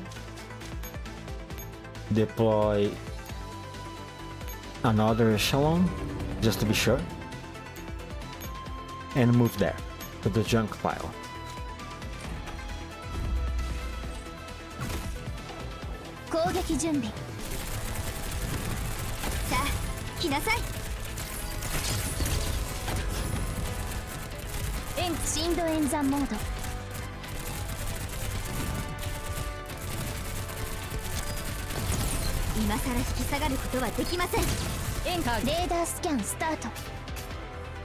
Okay.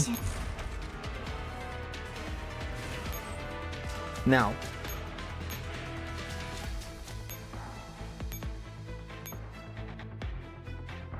the moment of truth.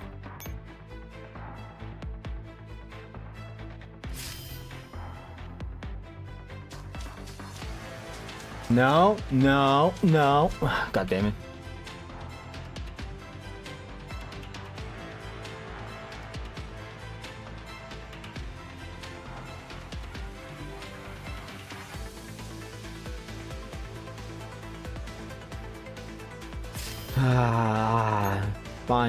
Fine. It's okay. I didn't lose this battle yet.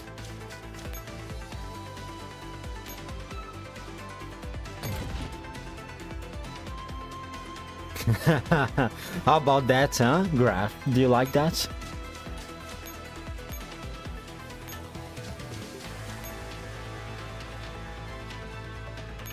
Let's capture this way.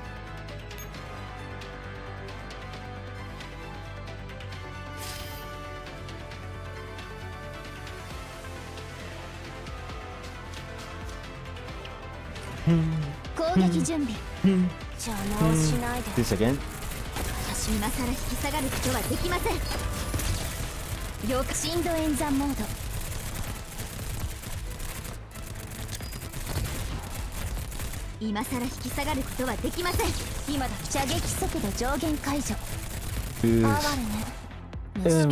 I did took some damage.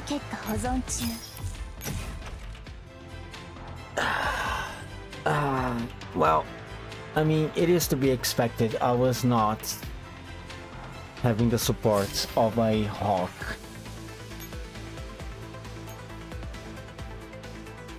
Let me bring another one. I don't think I need that much pierce damage, but I still need some. Let's bring MK 153. It has wider range, has a bigger range.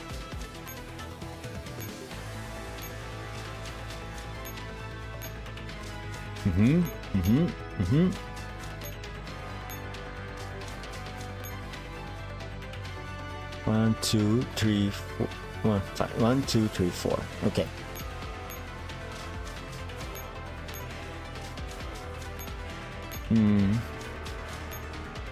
I think of instead going to it, I will allow it to go to me, so that way I can capture this node and enjoy AIM-95-0A effect skill. So instead, let me just bring a hawk over here, and we finish this turn.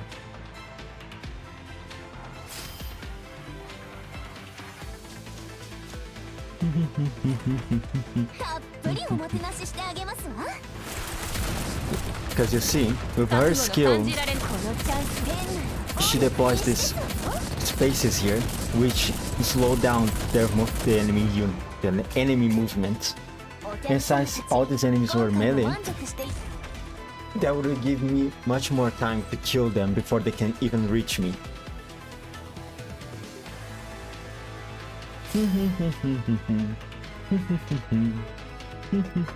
And now,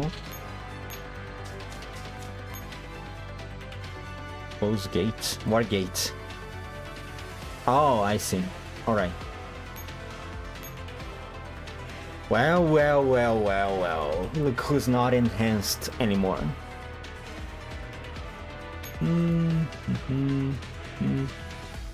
What is the name of this enemy again? Gladiator. All right. Just 3 gladiators. Let's do with these guys the same I did with the ones that were guarding the control terminal. Stay there, capture the nodes, and let them come to me. Now, Echelon 2. Can I deploy another? Yes, I can. Awesome. So now we are going to do this.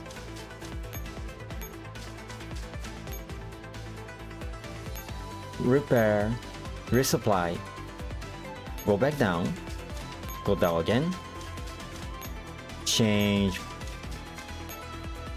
Oh my god. It's fine, it's fine, no, it's fine, it's fine, it's not that big of a deal.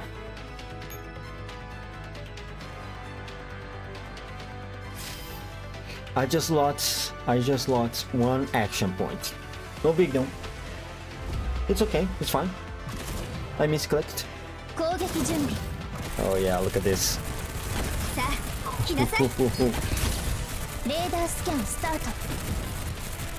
Ah man, 2B14 do so much damage, man.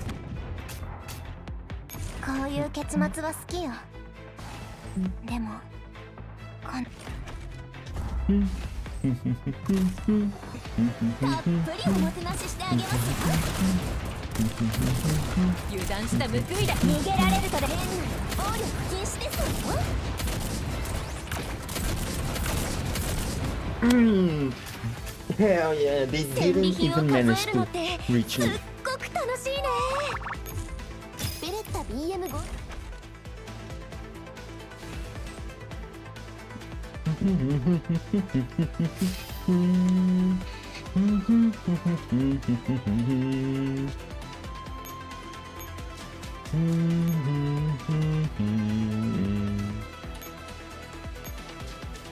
Okay, move here, move here. You also. Yes, the supply line is being formed. I need more damage.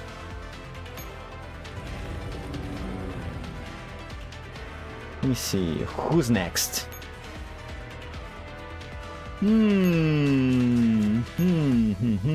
I like this idea.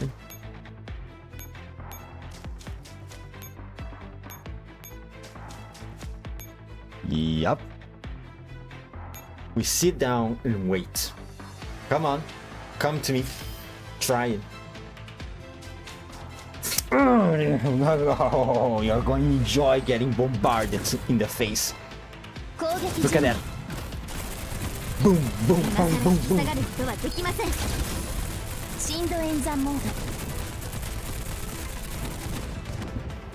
Easy.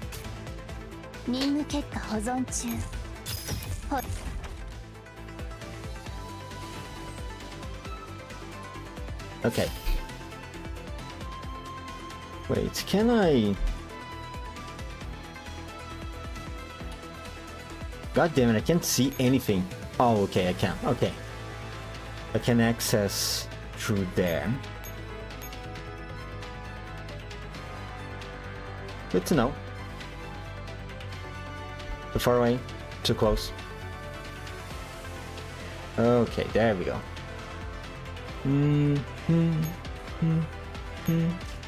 I need to make sure that I can get fire support. 1, 2, 1, 2, 3. I'm not going to... I wanted to get another one in there. Can I do this? 1, 2, 3, 4, 5, 6. Okay. All right.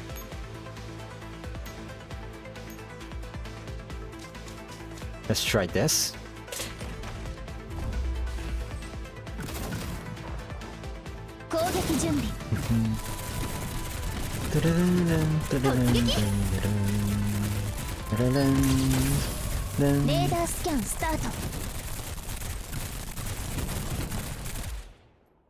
Oh no, I think the soundtrack bugged. Oh no. Oh no, no, no. Really?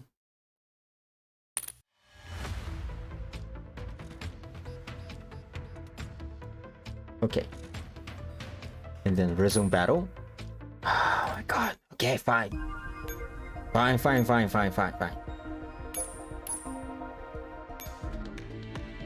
Now, can I resume battle? There we go. Sometimes the soundtrack of the game bugs a little bit. Don't mind it, it's just the classical Mika spaghetti coding. 1, 2, 3, 1, 2, 3, alright. Wait, it's reaching there, right? Yep, it is. Okay. Time to die, Embla.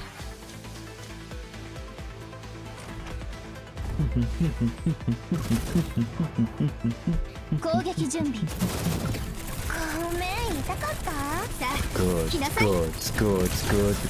Kill those. God damn it.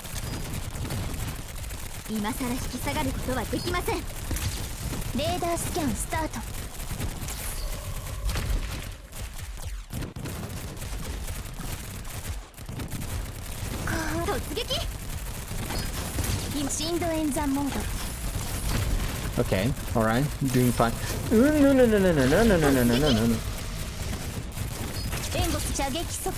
Oh my god, how many more? Oh, she's dead. Thank you. Thank you. When they said she is going to summon more Paradios units, I was not expecting those units.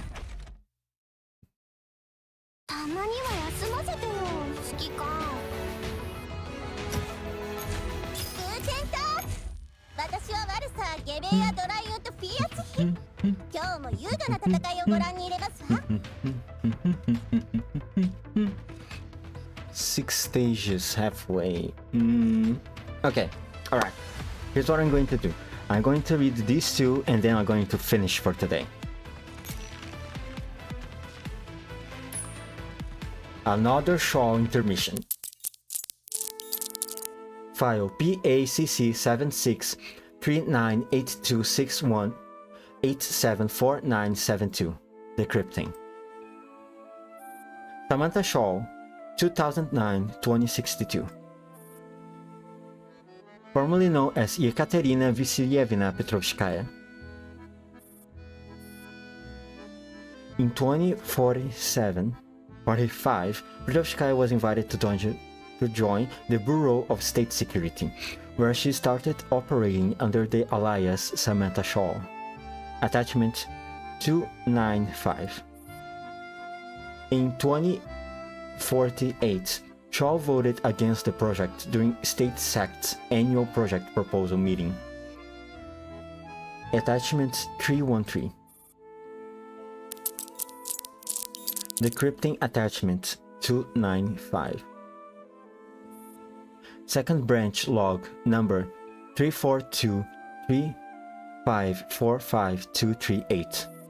Yekaterina Vasilyevna Petrovskaya has absolutely no patience for red tape, but she encountered issues during the vetting process. In order to successfully obtain a transfer order to participate in a confidential project, her superiors followed orders from above to arrange a flamboyant false identity for her, but she refused to comply.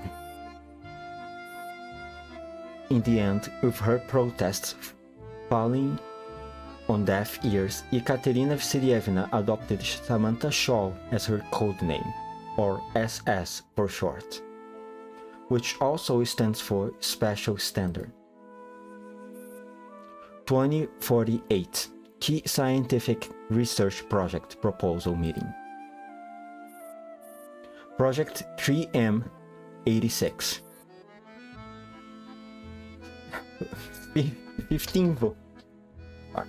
15 votes in favor, 17 votes against. Project rejected. Reason for rejection: the technical risks are too great. Ms. Samantha Shaw has submitted an alternative proposal.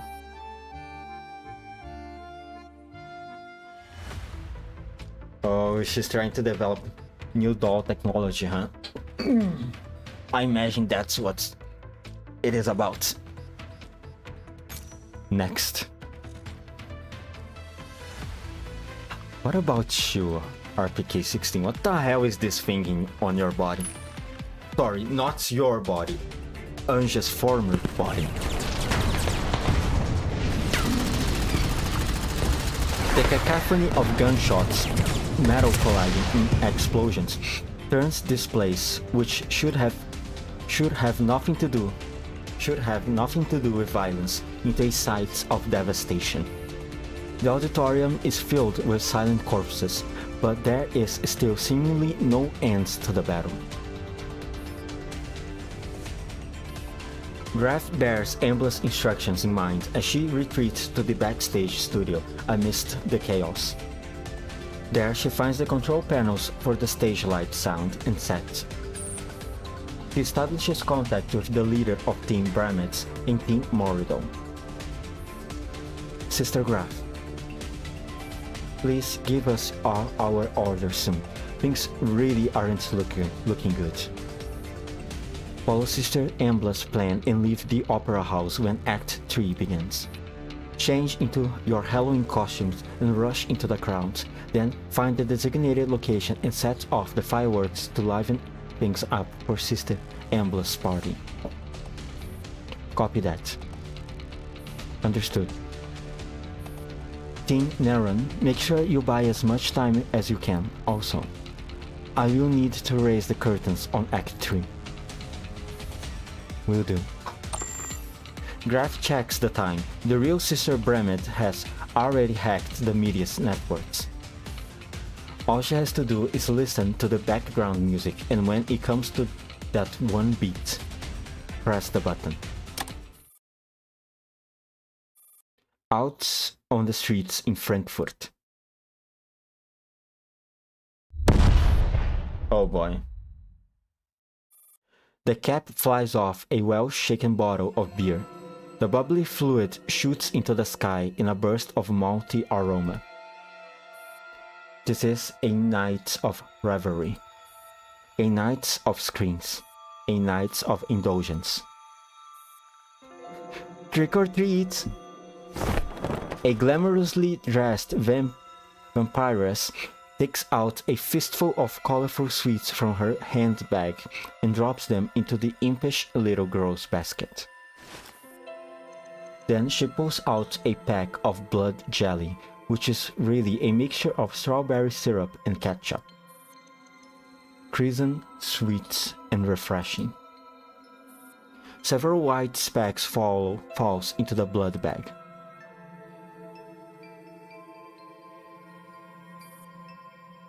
Oh, it's snowing. Oh. She feels the sudden impact of being hit in the head by a hard object. Crimson fluid drenches her hand. Is the pack broken? Her vision is also obscured in a blood-red haze, then comes to the pain. The vampiress collapses on the ground.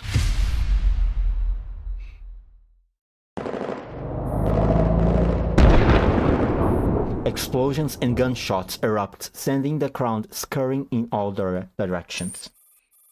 The Halloween video clip stops playing on the large display screen in the square. The screen goes dark like it's broken, and only the sound of a chorus can be heard. Through me you pass into the city of woe. Through me you pass into eternal pain. Through me among the people lost for aye. Justice, the founder of my fabric, move. To hear me was the task of power divine, supremest wisdom of primeval love.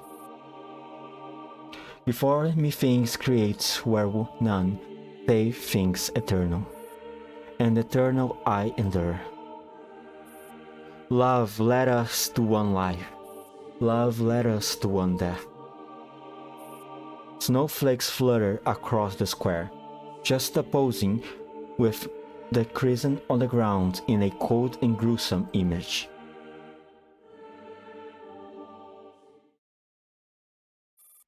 The rich and colorful symphony is accompanied by a downy artificial snow, which flutters around the person in the middle of the stage.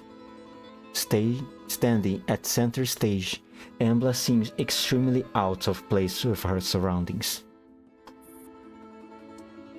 Now, we are already again at the end of our wits, where the understanding of human runs wild. With this thou enter into fellowship with us, if thou canst not carry it out, wilt fly and art not secure against dizziness. Did we trust ourselves upon thee, or thou thyself upon us? A follow spot shines upon Embla. She can sense AK-12's presence even if she cannot see her. Rescue her? Who was it that plunged her into ruin? I or thou? I will convey thee there. I will becloud the jailer's senses, get possession of the key, and lead her forth with human hands. Embla reaches into the folds of her long skirts and reveals a blood-stained pistol pinned to herself. It is the MP443 that used to be Angelia's sidearm. Through reluctant we part, no ball on earth may dance eternal. Now let Act 3 Mephistopheles' sacrifice begin. Embla raises the MP433 and pulls the trigger, firing a bullet into the auditorium. Right on cue, all the lights go out in the hall. But darkness is no obstacle to AK-12's Eye of the Snow Wolf. She can clearly see all the curtains coming down on the stage, and the number of combat units still active on the battlefield show no sign of diddling. 12, do you need support? No, I still have the situation under control. Go give 15 a hand. I am doing perfectly fine. An alarm starts blaring sharply, then several barriers are raised within the theater. The fire alarm got triggered. What are these? Fire barriers in the outer upper. Stay where you are and don't move. What did you just say? We are getting separated. As the barriers continue to rise, a few needles near AN-94 block her from trying to vault over them. 12, get out of there! I just intercepted the next phase of their plan. They have altered their objective. They are planning to create a commotion in the crowd outside so that a Nito can detonate a bomb. 94, 15, change of plans. Wipe out all the Nitos you see. What? You heard me. Eliminates all Nitos to neutralize the bomb. That. Are you planning to take her on all by yourself? Yes. The silence in the comms channel lasts only a few short seconds, but it feels incredibly long. Alright. I demand an explanation. Remember that game you once played? It was also a snowy Halloween. In that game of Find the Ghost, the word you got was Ange, wasn't it? Yes, but how is that relevant? I also got Ange. I'll explain everything once this is all over. We agreed I will be the one to end here. To end her. It is my duty as the Alpha Wolf. 15. You've already questioned her once. She won't give you the answers you seek.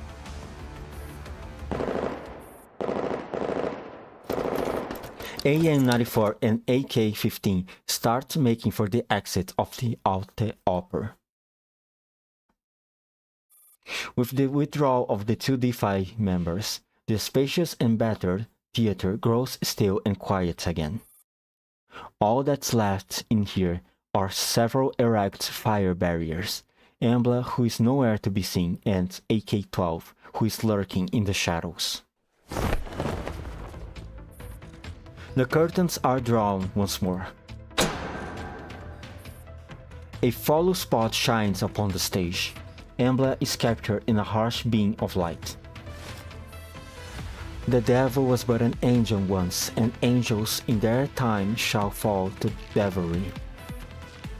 The barter of the human soul drifts upon the tides of desire, rising and sinking. Oh my god, I clicked. Sorry. Rising and sinking with its restless waves. My companion, you ask whither we now tread. My journey ends here, this day, in this very hour, for my return lies in the eternal now. Eternal now.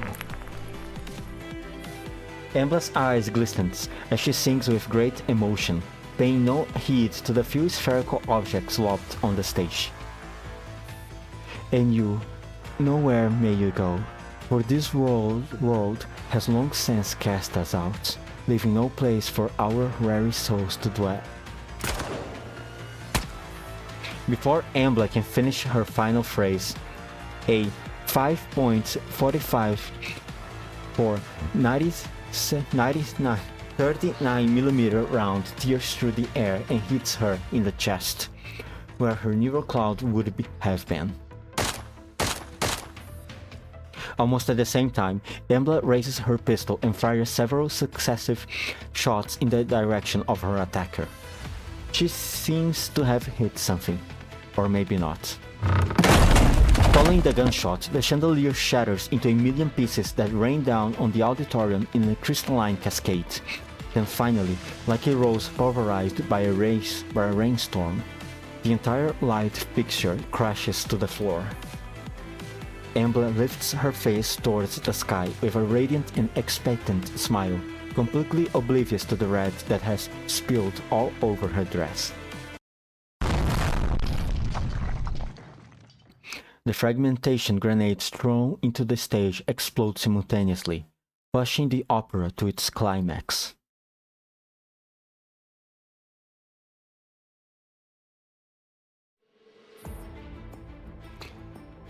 You will meet your end today, right now. I have been waiting for this moment the whole time.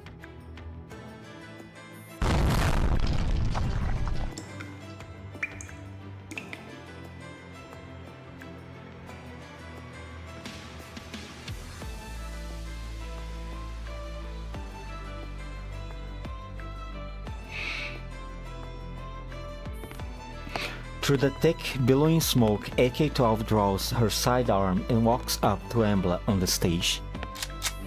She shoves its muzzle against Embla's forehead. I really can't stand you. That's only natural. You should hate me. After all, I'm neither as useful as 15, nor as obedient as 94.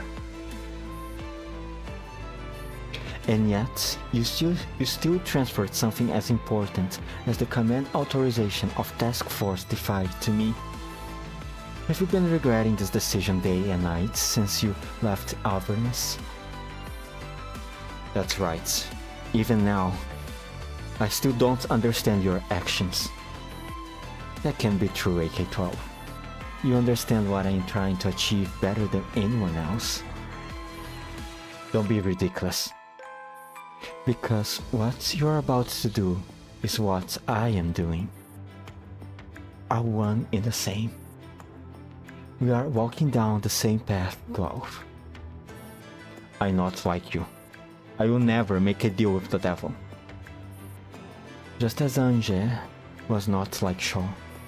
Ange didn't mind getting her own hands dirty. But so that you can maintain your moral high ground. David, your sophistry doesn't work on me. Really? 94 and 15 have been lured away by your little diversion. Feel free to continue. That just shows how well you know me, doesn't it?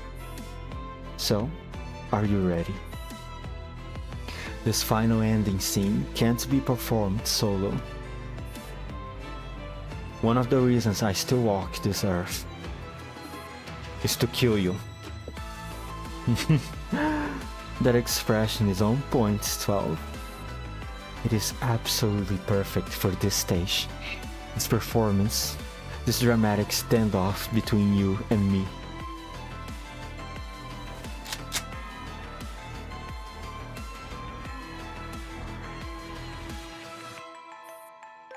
I don't think I ever seen you so angry.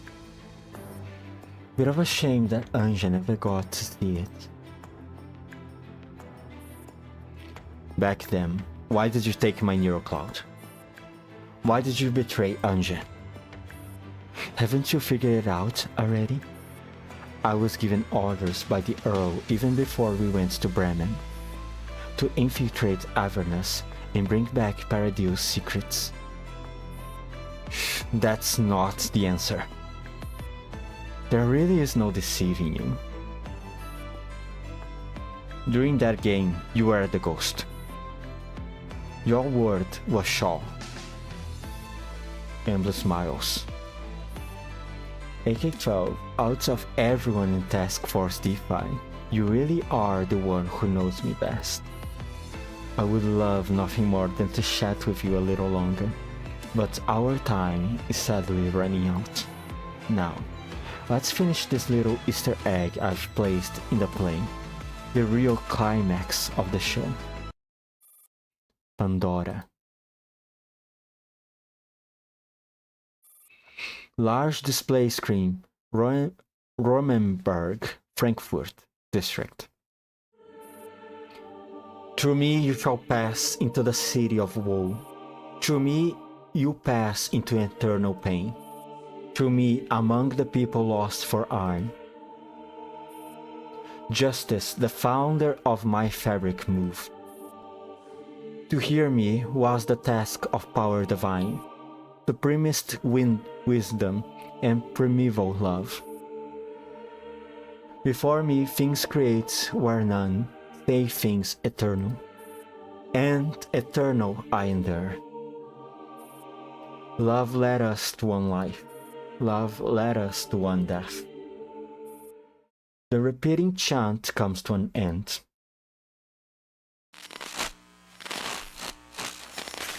The large screen flickers back to life. Good evening, ladies and gentlemen, and happy Halloween. Please indulge me as I play a little Halloween trick. Embla smiles. The smile can be seen not only in Romanberg, but also on the display screen in the Romer itself, as well as on the feeds of all major television broadcasting stations. Allow me to introduce myself. I am Angelia, a special agent of the new Soviet Union. I am also RPK-16, a tactical doll created by Dr. Samantha Shaw.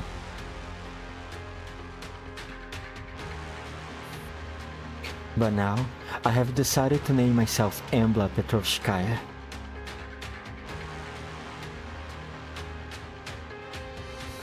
Because I have been reborn. And I have gained immortality.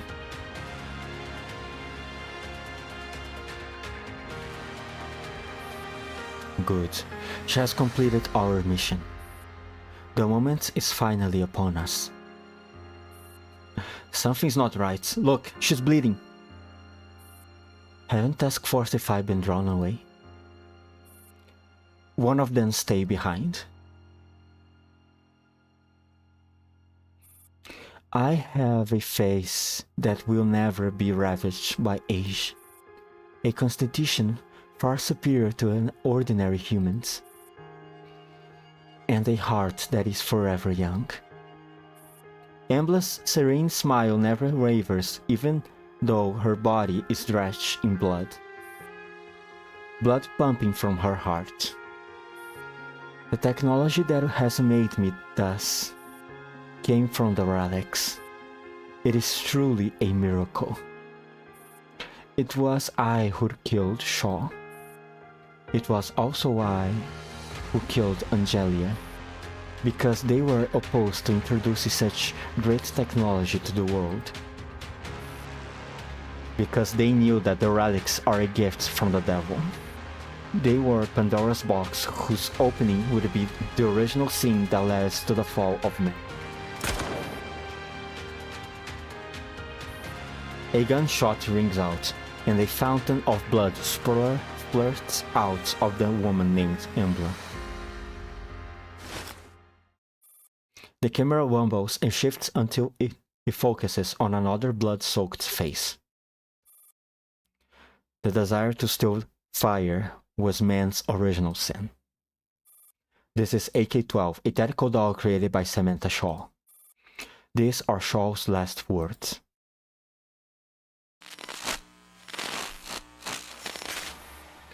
An audio recording starts playing. I am against using relic technology of any sort. It will inevitably become the weapon that humanity uses to bring about its own demise. The sad thing is, I am human myself.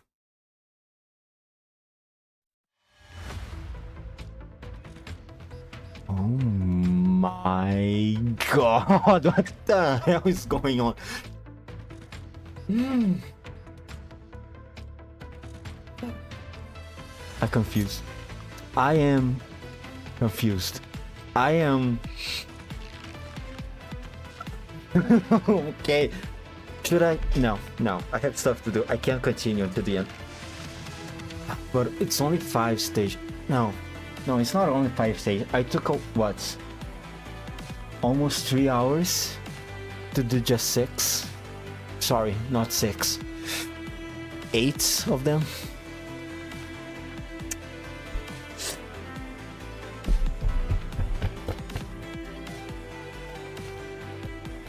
I continue tomorrow. Okay, sorry. I will control myself and continue tomorrow. Oh man. Okay, fine. I continue tomorrow. Yeah, tomorrow. I have self-discipline. Oh man, this is so cool. This is so cool. I don't know what to say. I'm not sure what to say right now. I just want to keep reading, but no, I finished today. Okay. All right. Okay, so see you tomorrow. Only 5 days. Tomorrow is probably going to be a shorter video, but I'm going to finish this before the event ends. Surely. With that said, 5, 4, 3, 2, 1.